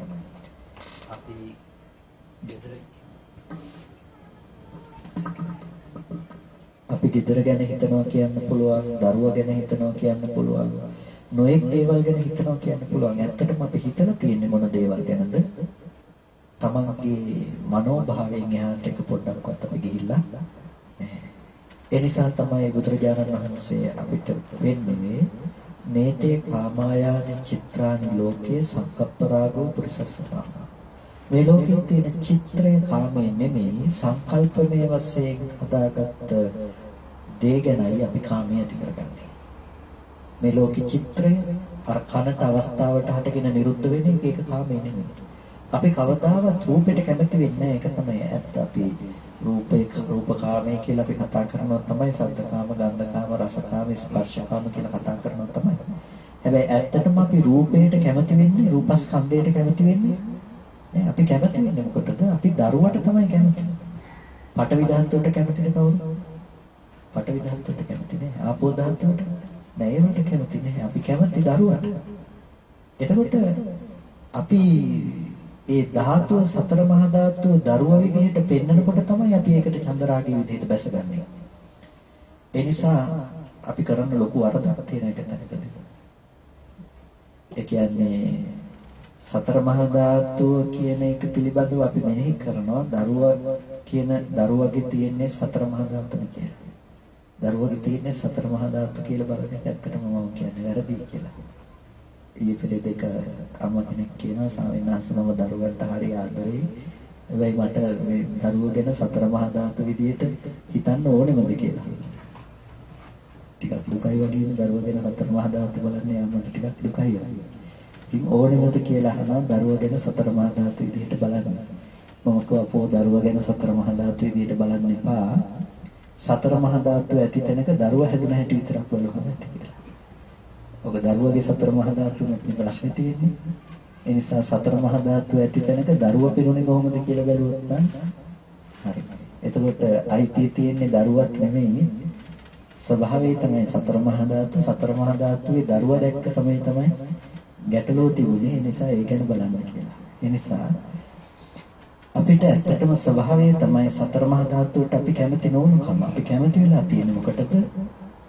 අර සංකල්පමේ මට්ටමින් සංඥා විදිහට අපිට ඉදිරිපත් කරන දේ ගැන තමයි අනුව තමයි අපි දරුවා හදාගත්ත දරුවට අපි තණ්හා කරලා තියෙන්නේ. එතකොට කෙනෙකුට දුරු කරන්නට අවශ්‍ය නම් ඒ කෙනා දුරු කරන්නේ මොකද්ද? චන්දරාගය තමයි දුරු වෙන්න ඕනේ. චන්දරාගය දුරු කරන්න යනකොට යාට චන්දරාගය දුරු කරන්න පුළුවන්ද ආදරණීය දරුවා එළියේ ඉන්නකොට? එයාට කවදාවත් ඒක දුරු කරන්න බෑ. එහෙනම් එයා කරන්නේ මොකද්ද? එයා කරන දේ තමයි කොටිම කියනවා නම් දරුවා දුරු කරනවා. ඒකෙන් කියන්නේ දරුවා එළියට දාන එක නෙමෙයි. දරුවා කියන එක හැදුනේ යම් වැරදි සංකල්පනාවක් නිසා නම් ඒ සංකල්පනාව යථාර්ථයේ තේරුම් ගන්න එක.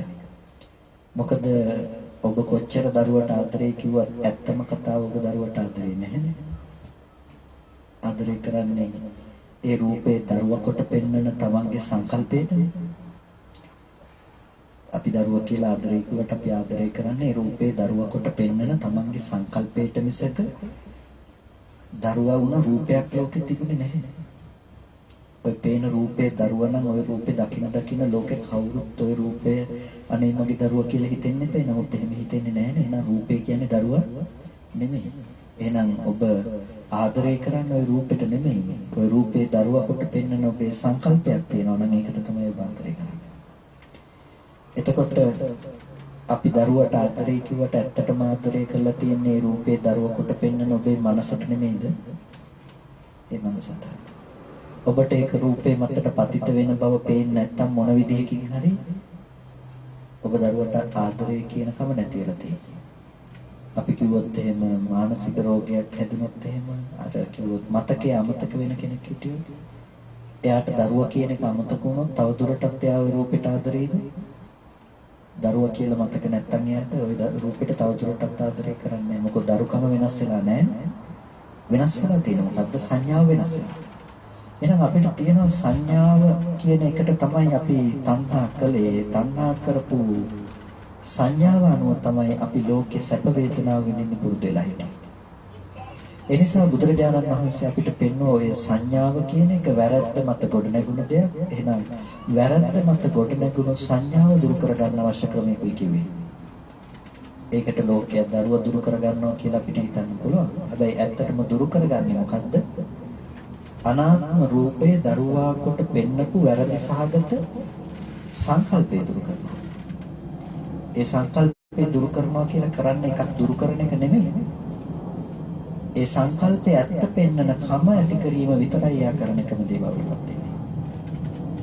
එතකොට ඒ කෙනාගේ ස්වභාවය පිළිබඳව කතා කරනවා නසඤ්ඤ සංඤේන විසඤ්ඤ සංඤේ නෝපි අසඤ්ඤේන විභූත සංඤේ ඒවං සමේතස්ස විභූති රූපං සංඥා නිදහනානි පపంచ සංඛා කියලා. නසඤ්ඤ සංඤේ ඒ කෙනා සාමාන්‍ය ලෝකයේ කියන සංඥාව තියෙන කෙනෙක් නෙමෙයි. ඒ කියන්නේ අපි කියනෝනේ අපිට සංඥා තියෙනවා කියලා. මොනවද අපිට තියෙන සංඥා? මේ රූප සංඥා, ශබ්ද සංඥා, ගන්ධ සංඥා, රස සංඥා, පොට්ටබ්බ සංඥා තියෙනවා. ඒ කියන්නේ අපිට දැකපු රූප ගැන හිතන්න පුළුවන්, ගන්ධ සුවඳ විඳින්න පුළුවන්, අපි විඳපු දේවල් ගැන අපිට හිතන්න පුළුවන්කම තියෙනවා. ඒවල කියනවා සංඥා කියලා. එතකොට මේ ධර්මය අවබෝධ කරගත්ත කෙනාට ওই සංඥා එකක්වත් නැත්තේ නෑ. මේ ප්‍රකෘති සංඥාවක් කියලා කියනවනම් එහෙම සංඥා නැත්තේ නෑ. හැබැයි විසඤ්ඤ සංඥා සිහි විසඤ්ඤ වෙලාද යා සිහිය නැති වෙලක් නැහැ. නවිසඤ්ඤ සංඥා. නෝපි අසඤ්ඤ. අසඤ්ඤ ධ්‍යානයකටපත් වෙලා නැහැ. විභූත සංඥා. එහෙමයි කියලා යාගේ සංඥාව විභූත වෙලා ගිහින් සංඥාව නැති වෙලා ගිහිල්ලත් නැහැ. සංඥාවක් තියෙනවා. ඒවල් සමේතස්ස විභූති රූපං මේ විදිහට පත්තුන කෙනා මොකද කරලා තියෙන්නේ? විභූති රූපං රූපය විභූත කරලා. රූපේ නොපවතින මට්ටමටපත් කරලා.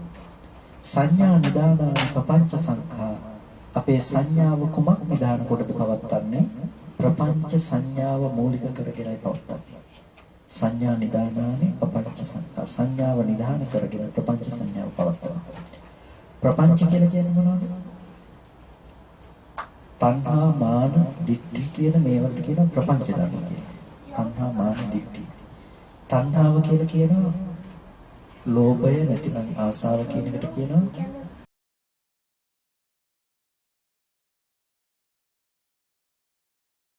අවබෝධ ස්පර්ශ ආයතන 6 සලආයතන නිරෝධේ නිවනයි කියන එක අවබෝධ කිරීම. ස්පර්ශ ආයතන 6 පෙර නොතිබීම හටගත්ත ඉතුරු නැතුව නැති වෙනවා කියන බව තේරුම් අරගෙන තියෙනවා නම් එයා තේරුම් අරගෙන තියෙන මොකද්ද? එතන තියෙන අනිත්‍ය, එතන තියෙන අනාත්ම ධර්මය ගැන. සත්වයක් නැහැ, පුද්ගලයෙක් නැහැ කියන ස්වභාවය. එයාට පෙනෙලා තියෙනවා මේ එකකවත් පවතින දෙයක් ඇත්තේ නැති බව. එතකොට පුද්ගල බව කියන එක පරිබාහිරව ගෝචර කරන්නේ නැති වෙනකොට, එයාට ගෝචර වෙන්නේ නැති වෙනකොට එයා එයාගේ පැත්තෙන් දකින්න එක ඇත්තක්. ඒ තමයි මාව පනවන්න තැනක් නැහැ කියන්නේ. රූපේ නැත්තම් දැන් කොහෙද Taman ඉන්නේ? රූපේ නැත්තම් එයාට Tamanව පෙන්වන්න තැනක් නැහැ. ශබ්දේ නැත්තම් Tamanව පෙන්වන්න තැනක් නැහැ. ඒ නිසා ඔය ආයතන ටික විග්‍රහ කරනකොට වචනයක් යොදනවා අත්ථ භාව පරියාපන්නවා කියලා. ආත්ම භාවයේ අනුව කියලා කියනවා. ඇහැ ආත්ම භාවයේ අනුව කියපු දෙයක්. කන ආත්ම භාවයේ අනුව කියපු දෙයක්. දිව ආත්ම භාවයේ අනුව කියපු දෙයක්. කය ආත්ම භාවයේ අනුව කියපු දෙයක්. ඒ කියන්නේ ඇස ඇති කල්ලි තමා හටගත්තා. ඇහැ ඇති වෙන මොහොතේ තමන් කවුද? ඒ ඇහැ ඇති බවම තමයි. හැබැයි ඒක ඒ මොහොතේම හටගෙන නිරුද්ධ වෙනවා. ඊට පස්සේ ආයෙ තමන් ඉන්නවා කියන්නේ සුදුසු නැහැ. ඒ වගේම නාසය හට ගන්නකොට තමන් ඉපදුනා ඒ වෙලාවෙම. ගන්ධ රූපයත් එක්කම තමන් ඉපදුනා. ඒ මොහොතේම තමන් නැති වෙනවා. ඒ විදිහටම ඇස කන නාසය දිව ශරීරය කියන මේ ආයතන ටික ඇති කල්ලිම තමන් හටගත් ආයතන ටික නැති වෙලා යනකොට තමන් නැති වෙලා ගියා. එතකොට මේ ඇති කල්ලිම හටගෙන ඉතුරු නැතුව නැති වෙලා යන මේ ආයතන ටික නැත්තම් අපිට ලෝකයක් තියෙනවා. ලෝකයක් තියෙන්න පුළුවන් කමක් නැත්තේ. එහෙනම් අපිට බාහිර පදාර්ථමය වශයෙන් පවතින ලෝකයක් තියෙනවා කියලා හරි තර්ක කරන්න යනවා නම් විතර්ක කරන්න යනවා නම් ඒක නොවිය යුතු නොකළ යුතු දෙයක්. ඒ නොවිය යුතු නොකළ යුතු දෙයක් කියලා කියන්නේ ඒක මෝඩකම මත තියෙන දෙයක්. ඇයි අපි සංඥාවක් මත මේ තර්කේ පවත්න්නේ යන්නේ? කවදාවත් අපිට එතන තියෙන රූපේ ගෝචර වෙන්නේ නැහැ නේ. ආයතනය ඇති කල්ලිම හටගෙන නැති වෙනකොට නැති වෙලා යනවා නම් ඒක ඇති බව ගැන අපි කතා කරනවා නම් කතා කරලා තියෙන්නේ මොකක් ඇති ගැනද? සංඥාවක ඇති බව ගැන තමයි අපි කතා කරලා තියෙන්නේ. ඒ නිසා බාහිර ලෝකයේ ගැන බුදුරජාණන් වහන්සේ විවරණය කරන්නේ නැහැ. විවරණය කරන්නේ ආයතන ටික ඇති කල්ලි හටගත්ත සහ ආයතන ටික නැති වෙලා යනකොට නැති වෙලා යන දර්ශනයක් පිළිබඳව. ඒකයි අනේ පිළිසිතුමාට කියන්නේ ඇහැ ඇසුරු නොවේවා, රූපය ඇසුරු නොවේවා, චක්කු විඥානේ චක්කු සංපස්සේ වේදනාව සංඥාව චක්කු විඥානයේ ඇසුරු නොවේවා කියලා කියන්නේ ඒ නිසා. එතකොට ඇහැ ඇසුරු වෙනවා, රූපය ඇසුරු වෙනවා කියන්නේ මේ දේවල් ඇති බවට හම් වෙනකම්. ඒකෙන් කියන්නේ ඇහැ හටගන්නේ නැහැ කියන එක නෙමෙයි. පෙනෙන කමේ වෙනසක් වෙනවා කියන එක නෙමෙයි. පෙනෙන දේ ඒ විදිහටම සිද්ධ වෙනවා. හැබැයි ඒ දේ ඇති බවට නැවත ඇසුරු කරනකොට තමයි ඇහැ තියනවා කියලා කියන්නේ. ඇහැ පිළිබඳව දැනගන්න හිත ඇහැ දැනගත්තේ නැහැ. ඒක වැය වෙලා තියෙන්නේ මොකක් දැනගන්නද? චක්කු විඥාන සිත වැය වුණේ රූපය ගැන දැනගන්න. ඇසේ බිඳීම නැතිනම් රූපය පිළිබඳව දැනගන්න තමයි ඒ හිත වැය වෙලා තියෙන්නේ. එතකොට ඒ හිත වැය වෙලා නැහැ ඇහැ තියනවා හෝ රූපේ තියනවා හෝ කියලා වෙනමම කතා කරන්නේ. එතකොට අපි මනෝවිඥාන මට්ටමකින් විඳිනකොට එක්ක අපි කියනවා ඇහැ තියනවා කියලා, එහෙම නැතිනම් රූපේ තියනවා කියලා. හැබැයි අපි දන්නේ නැහැ ඒ හිතේ ඒ මට්ටම ඇති වෙනකොටත් ඇහැ වැය වෙලා ඉවරයි, රූපේ වැය වෙලා ඉවරයි කියන එක ගැන අපිට තේරුමක් නැත්තේ. ඒ නිසා යම් මොහොතක අපි මේ වැය වෙලා ඉවර ස්වභාවය පිළිබඳව අපිට තේරුමක් ආවා. උත්සාහය තුළ මම කෙනෙක් ඉතිරි වෙනවා. ඒ කියන්නේ දකින්නේ කියන ආත්ම ස්වභාවය කොහොමද කියලා. මට තේරෙන්නේ නැහැ. මේක අපිට දැනුත් ඔව් ඒක අපිට තේරුම් ගන්නට අවශ්‍ය වෙන්නේ ඊටාම සියුම් කාරණාවක් ගැන මේ කතා කරන්නේ. ආයතනය ඇතිකල්ලි හටගෙන ආයතන ටික නැති වෙන ධර්මයක්. එතකොට ඇහැ කියන එක පෙර නොතිබීම හටගෙන ඉතුරු නැතුව නැති වෙන ධර්මයක්. ඔය විදිහට අනිත් ආයතන ටිකත් ඔක්කොම ගැන බලන්නේ එක තැනකවත් පවතින තමන්ව පෙන්වන්න තැනක් නැත්තේ නෑ. එතකොට මේ දැනුම උපදවන්නේ මන ආයතනය සහ ධම්ම ආයතනය කියන ආයතන දෙක. එයා දන්නවා ඇහැ හටගෙන ඉතුරු නැතුව නිරුද්ධ වෙනවා කියනකොට එයාගේ ස්වභාවයත් හටගෙන නිරුද්ධ වෙන බව කියන දැනුම එයාට තියෙනවා. ඒ කියන්නේ මම ඔකට කියන්නේ ඉටිපන්දමක් පත්තු කළා. ඉටිපන්දමක් පත්තු කරනකොට වටේ තියෙන අඳුරක් නැති වෙලා වටේට තියෙන දේවලුත් දකින්න පුළුවන්. ඉටිපන්දමක් දකින්න පුළුවන්. ඉටිපන්දම පත්තු කරන එළිය නිසා ඉටිපන්දමත් පේනවා, වටේ තියෙන දේවලුත් පේනවා. ඒ වගේ මේ යථාර්ථය දකින්න නුවණ නිසා එතන තියෙන ස්වභාවයත්, ඒ වගේ මේ ගෝචර වෙන ධර්මයන්ගේ ස්වභාවයත් අනිත්‍ය දුක්ඛ අනාත්ම විදිහටම තේරෙනවා. එතනදී මම කියන පුද්ගල භාවයේ ගොඩනගෙන තැනක් ඇත්තේ නැහැ. මොකද අපි මමත්වයේ ගොඩනගන්නේ හැම වෙලාවකදීම ඇස ඇති කල්ලි. මමත්වයේ ගොඩනගන්නේ රූපේ ඇති කල්ලි. එතකොට අපිට ඇස ඇසුරු නොවේවා කියලා කියනවා නම් අපිට ඇස ඇසුරු වෙන්නේ නැත්නම් අපිට බලන්න වෙන්නේ මොකද්ද? ඇහි නිරෝධය. ඇහැ හටගෙන ඇහැ නිරුද්ධ වුණා කියන එක. රූපය හටගෙන රූපේ නිරුද්ධ වුණා කියන එක. ඒ නිසා මේ ශාසනයේ සලායතන නිරෝධේ නිවනයි කියලා කියනවා. ඒ නිවන දකින්න තියෙන මේ ජීවත් වෙනකොටම නම් එතකොට සලායතන නිරෝධය කරන්න තියෙන මරණින් මත්තේ නෙමෙයිනේ. සලායතන නිරෝධය කරන්න තියෙන ජීවත් වෙනකොටම. එහෙනම් ඇහැ නිරුද්ධ කරන්න තියෙන ජීවත් වෙනකොටම. කන නිරුද්ධ කරන්න තියෙන ජීවත් වෙනකොටම. ඇස කන නාසය දිව ශරීරයේ මනස නිරුද්ධ කරන්න තියෙන ජීවත් වෙනකොටම. ඒකෙන් කියන්නේ රූප බලන එක නතර කරන්න, ගඳ සුවඳ විඳින එක, රස විඳින එක නතර කරන්න කියලා නෙමෙයි. ජීවත් වෙනකොටම මේක කරන්න වෙන්නේ. මේක ඇති බවට ඇසුරු කරන මෝඩකම දුරු කළොත් එහෙම. අපිට විඳින්න ඇත්තටම ඇහක් හම්බ වෙන්නේ නැහැ. අපිට විඳින්න රූපයක් හම්බ වෙන්නේ නැහැ. එයා දකින්නේ ඇහැ නිරුද්ධයි, රූපේ නිරුද්ධයි, කන නිරුද්ධයි, ශබ්දේ නිරුද්ධයි. ආයතන ධර්මයන්ගේ නිරෝධය තමයි සාක්ෂාත් කරන්නේ. අන්නේ නිරෝධය සාක්ෂාත් කරන්නේ නුවණකින් නිසා එතනට කියනවා අපරියාපන්න භූමිය සලායතන නිරෝධයි කියලා. එතකොට සලායතන නිරෝධය සාක්ෂාත් කළේ ආයතන කීයකින්ද? ආයතන දෙකකින්. ඒ නිසා අපරියාපන්න භූමියේ ඇහැ නැහැ, කන නැහැ, නාසය නැහැ, ගඳ සුවඳ නැහැ, දිව නැහැ, රස නැහැ, කය නැහැ, පොට්ටබ්බේ නැහැ. අපරියාපන්න භූමියේ තියෙන ආයතන දෙකයි. මොනවද? මන ආයතනයයි ධම්ම ආයතනයයි විතරයි. අපරියාපන්න භූමියේ තියෙන ස්කන්ධ හතරයි. වේදනා සංඥා සංඛාර විඥාන. ආයතන දෙකයි. මන ආයතනයයි ධම්ම ආයතනයයි. ආහාර තුනයි. ස්පර්ශාහාර, ස්පර්ශාහාරේ තියෙනවා. ඊට පස්සේ මනෝසංචේතන ආහාරේ තියෙනවා. විඥානාහාරේ තියෙනවා. ආහාර තුනයි. කබලිකාර ආහාරේ නැහැ.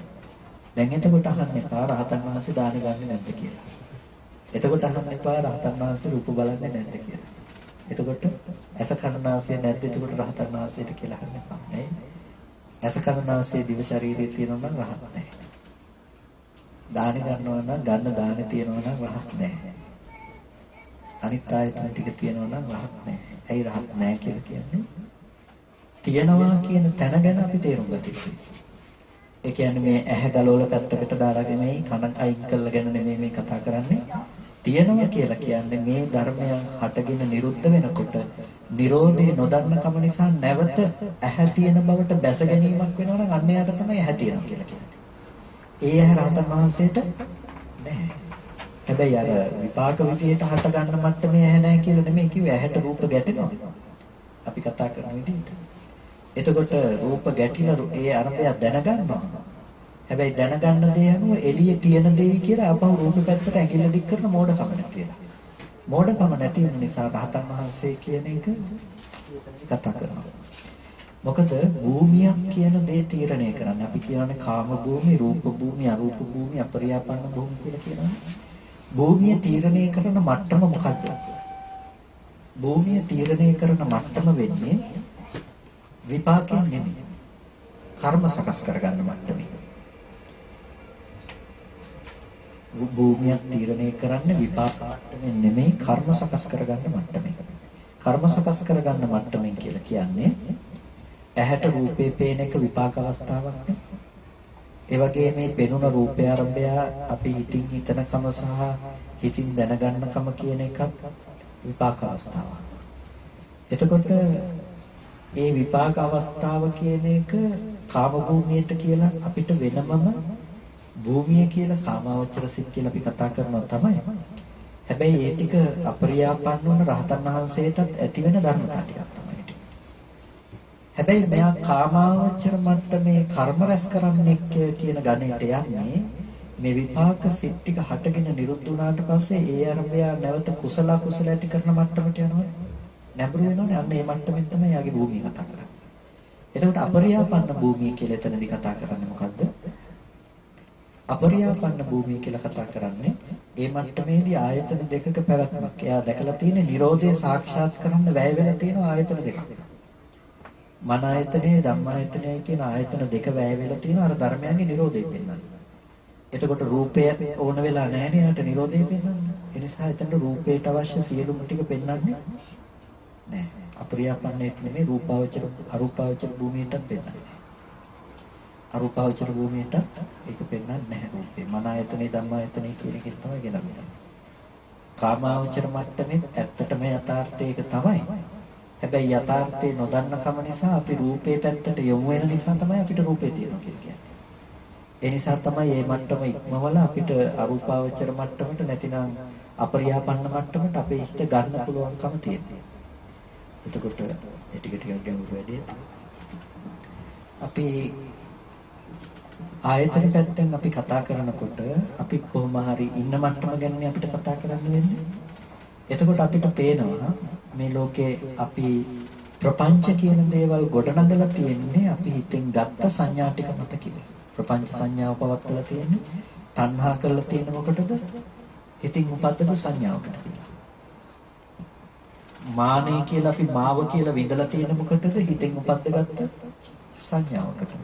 දිට්ඨියෙන් ඇසුරු කරලා තියෙන හිතෙන් උපද්දපු සංඥා මට්ටමක් කියන එකට අපිට පේනවා. ඒක පේනකොට කෙනෙකුට හිතෙනවා මොනතරම් මෝඩකමක්ද කියලා. ඇයි මේ සංඥාවකට රැවටෙනවා කියන එක? අපි දරුවට හරි ආදරේ, ගෙවල් අපිට ඕනේ, ගෙවල් හරි වටිනවා, මේ දේවල් හරි වටිනවා, මේ වස්තු බොහොම වටිනා දේවල්, මේවා කැමැත්ත ගේන දේවල්, අපි මේ ගොඩාක් දේවල් ලෝකේ ගොඩනගනවා. අපි මේ ගොඩනගන හැමදේම කොහෙන් ගෙනල්ලා තියෙන ටිකක්? සංඥාමය මට්ටමින් ගේන ටිකක්. එතකොට අපි අසුරු කරලා තියෙන්නේ නැවත සංඥා ටිකක් අසුරු කරමින් අපි කියනවා රූපය තුලයි ඒ වටිනකම තියෙන කියලා. හිතින් ගෙනල්ලා දෙන්නේ සංඥාව.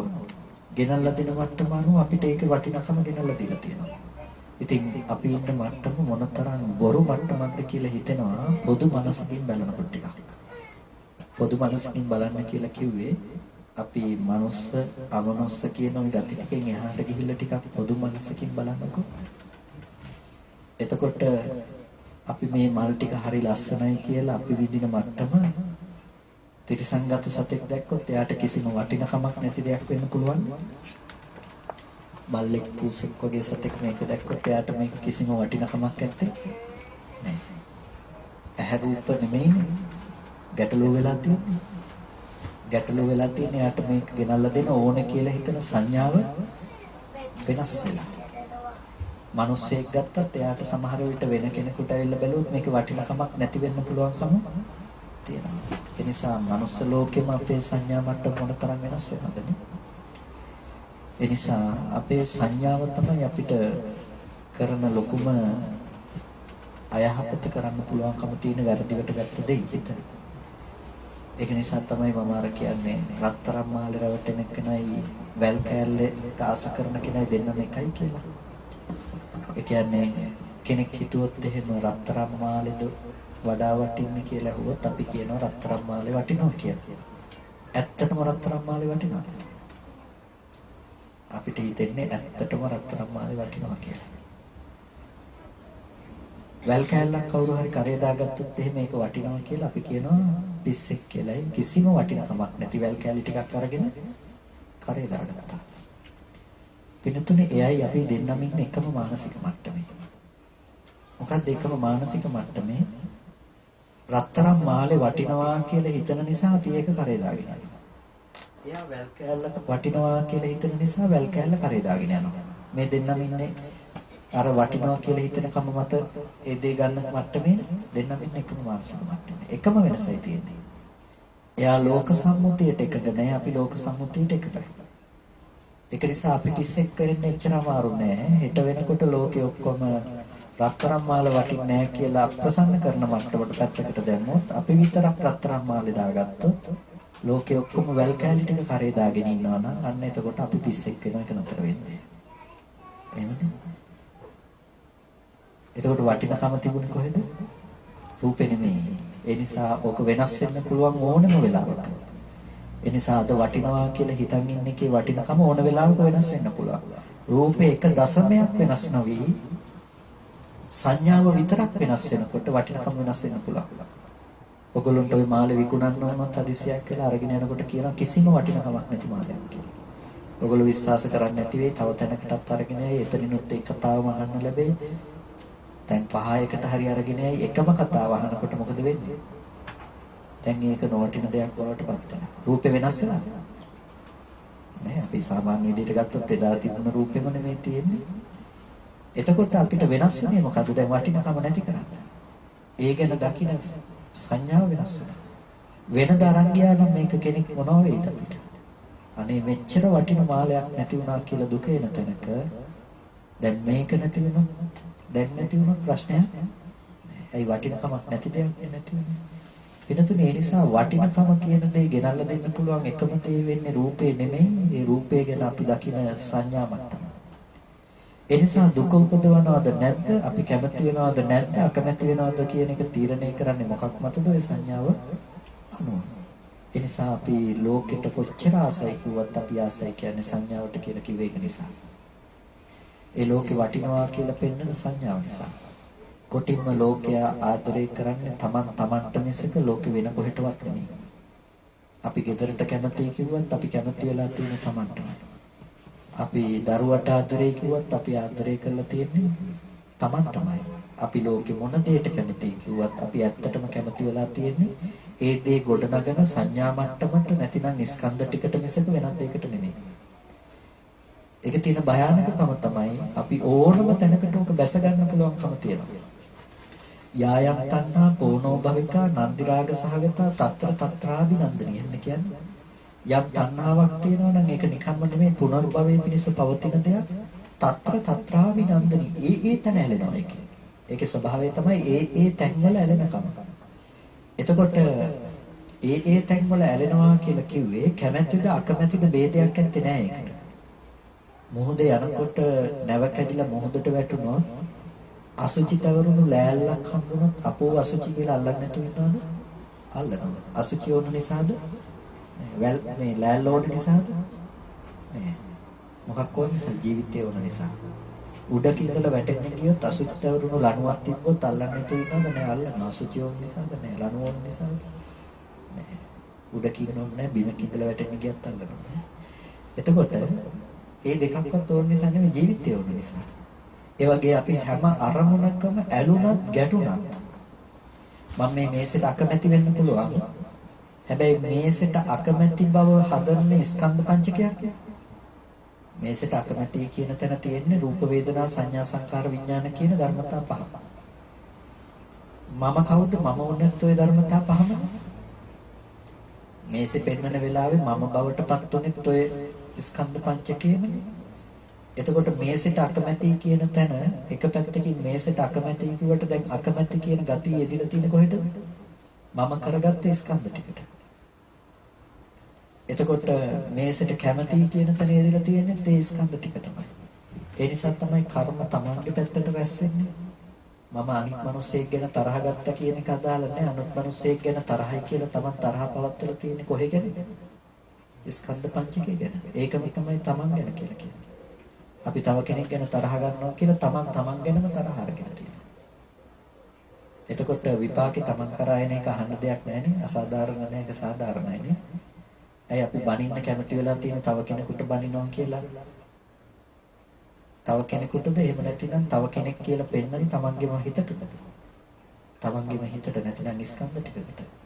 ඒ නිසා කැමැත්තට විපාකයක් හම්බෙනවා. අකමැති බවට කැමති වෙලා. අකමැති බවට කැමති. ඒ නිසා අපිට ඔය හැමතැනකම ස්කන්ධයන්ගේ රැස් කරන බව ඒකට කියනවා වෙන වචනයක් නිකාන්ති තණ්හා කියලා.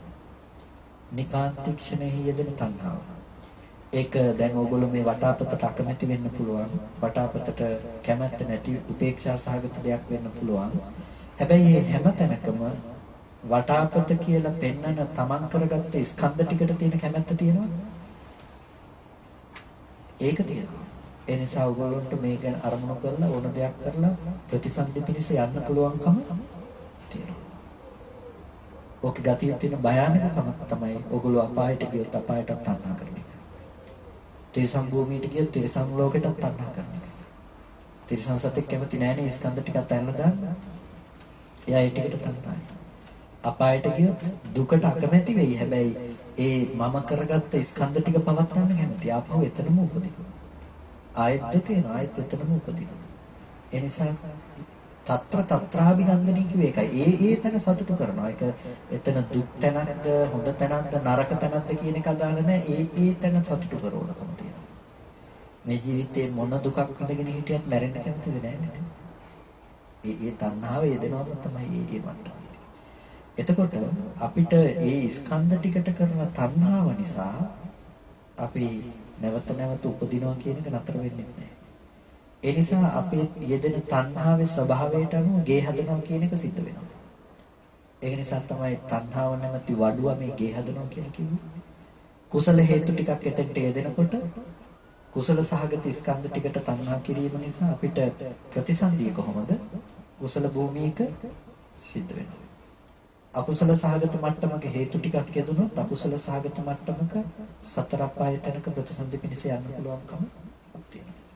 එතකොට ඔය ඔක්කොටම පදනම සකස් කරලා තියෙන ස්කන්ධ ටිකට ඇතික තණ්හා කරනවා කියලා ගන්න අපේ කෙලෙස් සහගත මට්ටමනේ.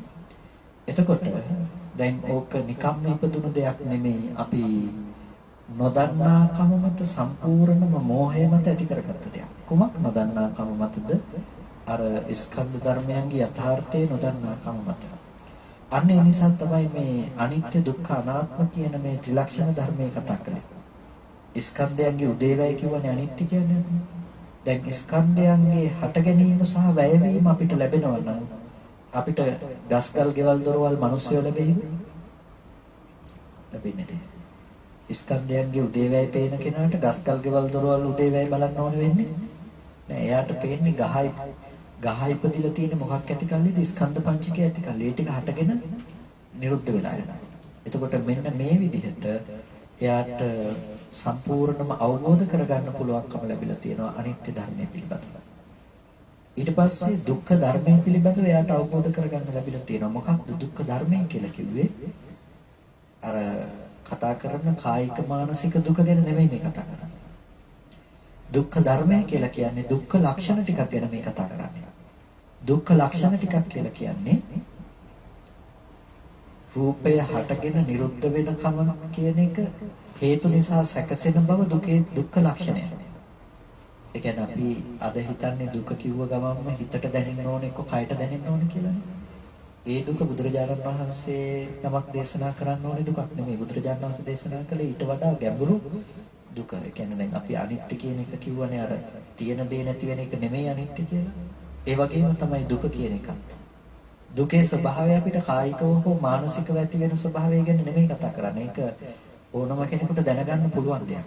ඒක දුක තමයි. හැබැයි මේ ශාසනයේ දුක කතා කරන්නේ දුක්ඛ සත්‍ය කියන කෙනෙක්.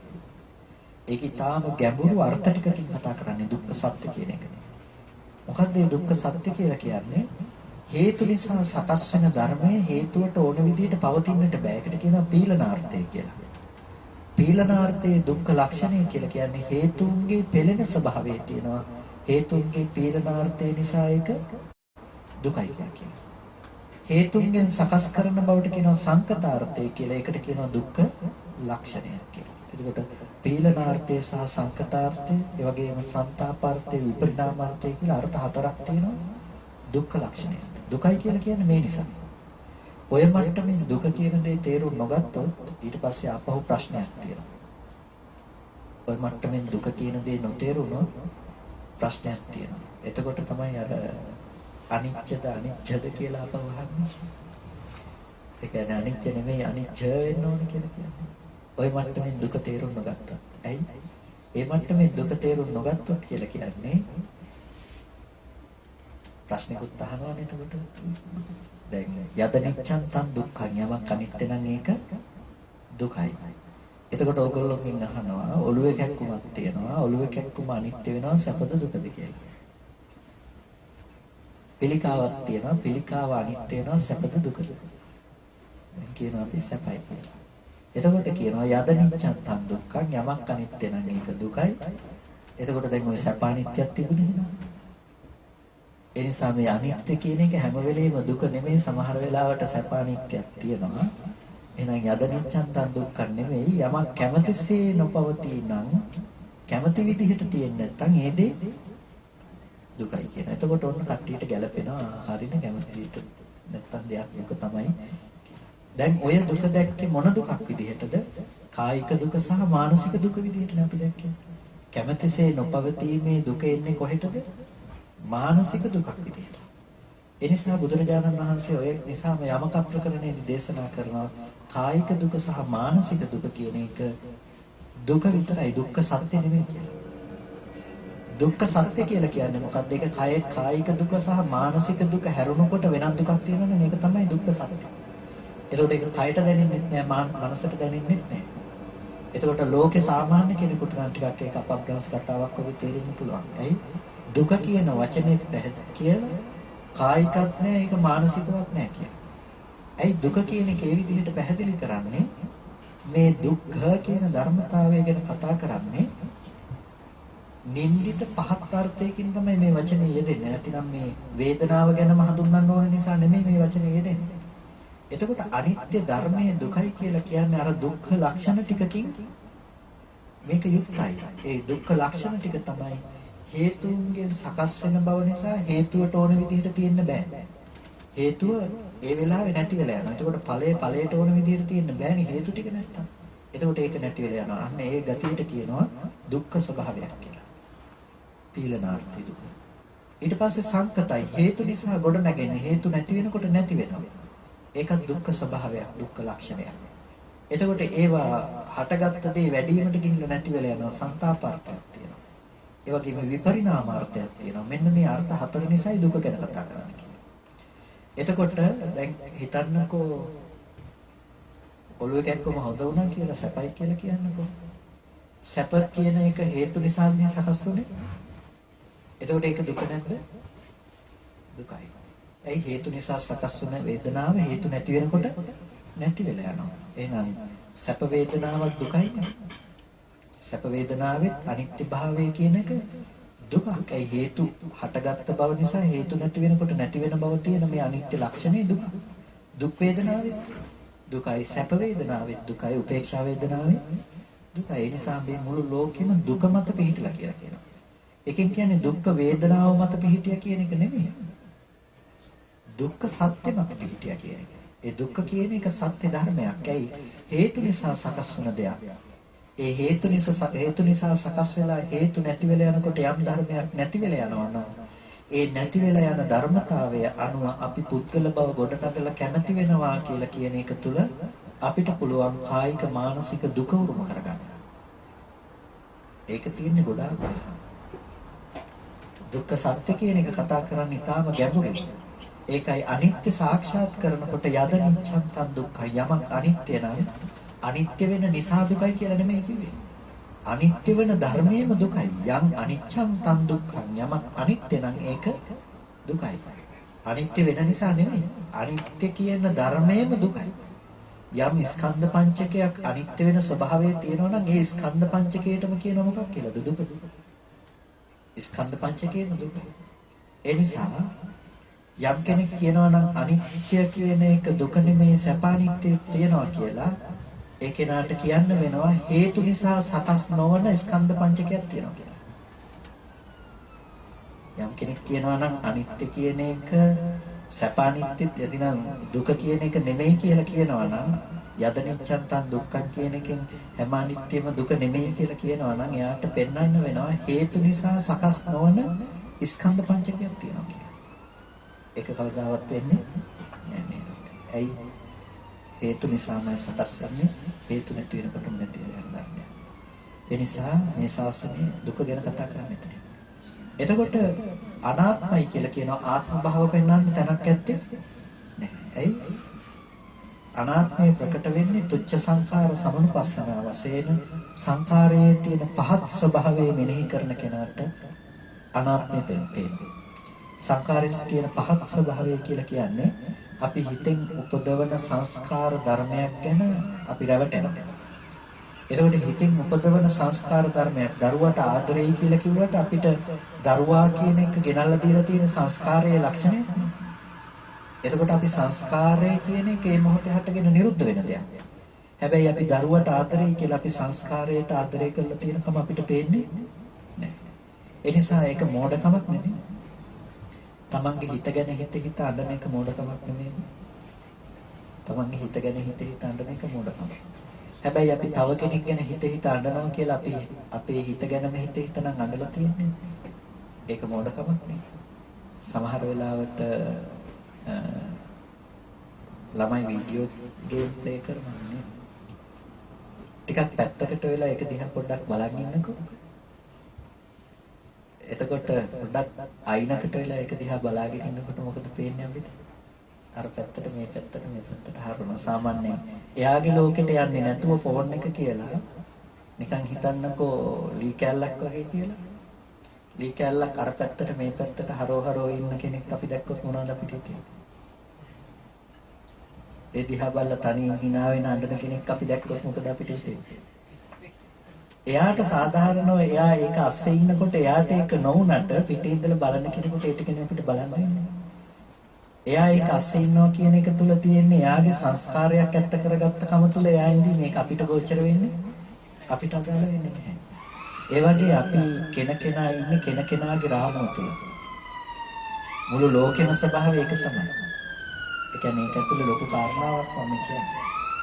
අපි ඒ ළමයා ඉන්නේ ඒක ඇතුලේ තියෙන සිද්ධිය තුලනේ. එයා ඒක හරවන්නේ නිකන් නෙමෙයි. එයාට ඒක ඇතුලේ එයා ජීවත් වෙන මට්ටමේ හරවන්න තැනක් තියෙන නිසා එයා ඒක හෙට මෙහෙට කර ඉන්නවා.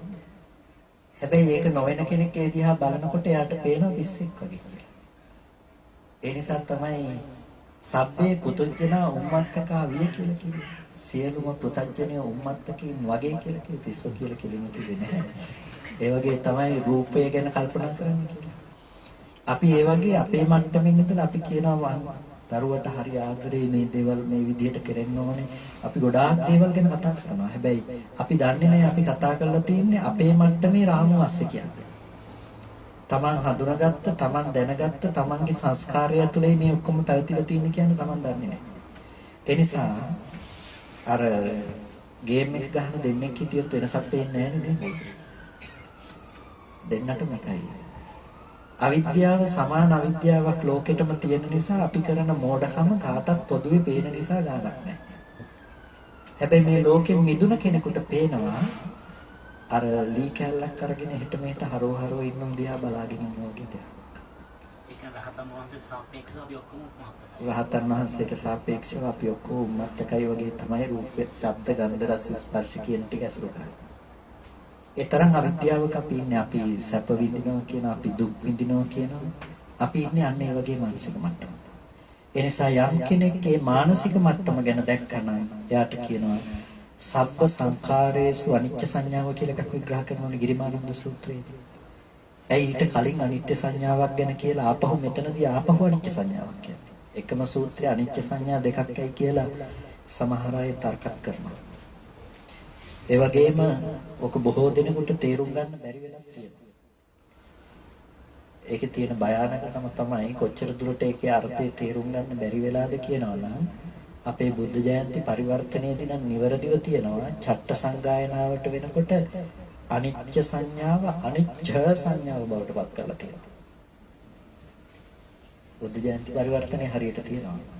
ඒ කියන්නේ අපි පුස්කොළ පොත්වල සහ ඒ දේවල් වල බලලා ඒකේ නිවැරදිව තියලා තියෙනවා. හැබැයි අරකට යනකොට අනිච්ච සංඥාව බවට පත් වෙලා තියෙනවා. එතකොට ඒ තමයි ඒක ඒ විදිහට එනවා නම් මුළු ත්‍රිපිටකයේම අනිච්ච කියන වචනේ තියෙන එකම තැන වෙනවා. මොකද අනිච්ච කියන වචනේ මුළු ත්‍රිපිටකයේ වෙන කොහෙවත් නැත්තේ. අනිච්චා කියන වචනයක් තියෙනවා. අනිච්ච කියන වචනයක් නැහැ. අනිච්චා කියන වචනේ තියෙන්නේ අලෝභය හඟවන්න. කැමැතිසේ නැහැ කියන එක කියන්න නෙමෙයි. අලෝභය හැඟවීම සඳහා යෙදෙන පర్యాయ වචනයක් විදිහට. අනිච්ච කියන එකේ නිසා එතනට නොයදී යුතු දෙයක්. එතන ආයුතු අර්ථයේ බුද්ධ ජයන්ති පරිවර්තනයේ තියෙන විදිය. කියන්නේ අපේ ලංකාවේ පුස්කොළ පොත්වල තිබුණ විදිහ නිවැරදියි. එතනදී තියෙන්නේ සබ්බ සංඛාරයේසු අනිච්ච සංඥා. සියලු සංස්කාරයන්ගේ අනිත්‍ය සංඥාව. එතකොට කොහොමද කියන්නේ සබ්බ සංඛාරයේසු අට්ඨියති හරායති ජීවච්ඡති. සියලු සංස්කාරයන්ගේ අට්ඨියති හරායති jigucchati පිළිකුල් වෙනවා, ලැජ්ජිත වෙනවා, පීඩාවටපත් වෙනවා. ඒ කියන්නේ යම් කෙනෙක් අර මම කිව්වේ දැක්කොත් එහෙම අර ලෑලි කෑල්ලක් අරගෙන හරෝ එහෙට මෙහෙට බල බල තනියෙන් hina වෙන නටන කෙනෙක් දැක්කොත් එහෙම අන්න ඒ වගේම නේද තමන්ගේ ස්වභාවය කියලා තමන්ට පෙන්නලා දෙනකොට රූපය ඇත්ත කරගෙන අපි hina වෙනවා, අපි අඬනවා, අපි වැළපෙනවා, අපි ඒකේ සතුට වෙන දුක් වෙන ඇලිය යුතු දෙයක් කොට හිතනවා කියන ස්වභාවය අපිට පෙන්නලා දෙනකොට සංස්කාරයේ ඇලෙනවා කියන එක පෙන්නලා දෙනකොට අනිත්‍ය වුණ සංස්කාරය නිත්‍ය විදිහට ගන්නවා කියන එක පේනකොට මොකද වෙන්නේ? සංස්කාරයේ නිත්‍ය කොට ගැනීමෙහි අපි ලැජ්ජිත වෙනවා. පිළිකුල් වෙනවා. ඒක අපි ප්‍රතික්ෂේප කරනවා. ඒ නිසා තමයි අනිත්‍ය සංඥා දෙකක් තිබේ. කලින් කිව්ව මේක අනිත්‍යයි කියලා. දැන් මෙතනදී කියනවා සංස්කාරය අනිත්‍ය කර ගැනීමෙහි ලැජ්ජිත වෙනවා, පීඩිත වෙනවා. එයා ඒක පිළිකුල් කරන දෙයක් බවට පත් වෙනවා කියලා. ඒ නිසා මේ මට්ටම අපිට ගොඩක් එහා දිගට ලැබෙන්න තියෙන මට්ටමක් ඒ අනිත්‍ය සංඥාව කියන එක ගැන කතා කරන්නේ. ඒ නිසා ඒක අනිච්ච සංඥා කරන්න බෑ, අනිච්ච සංඥා තමයි එන්න ඕනේ. ඒ නිසා දැන් අපිට අන්න ඒ විදිහට අපිට තේරෙනවා නම් අපි ඉන්න මට්ටමේ මෝඩකම අපිට තේරෙනවා. මෝඩකම දුරු කරගන්න තියෙන එක ක්‍රමවේදය තමයි අපිට අනිත්‍ය දුක්ඛ අනාත්ම කියන ත්‍රිලක්ෂණ දර්ශනය. එතකොට අනාත්මය ගැන අපි කතා කළේ තුච්ඡ සංඛාර සම්නුපස්සනා වශයෙන් සංස්කාරයේ තියෙන පහත් ස්වභාවය පිළිබඳව අපි දැනගන්නකම කියලා අපි කිව්වා.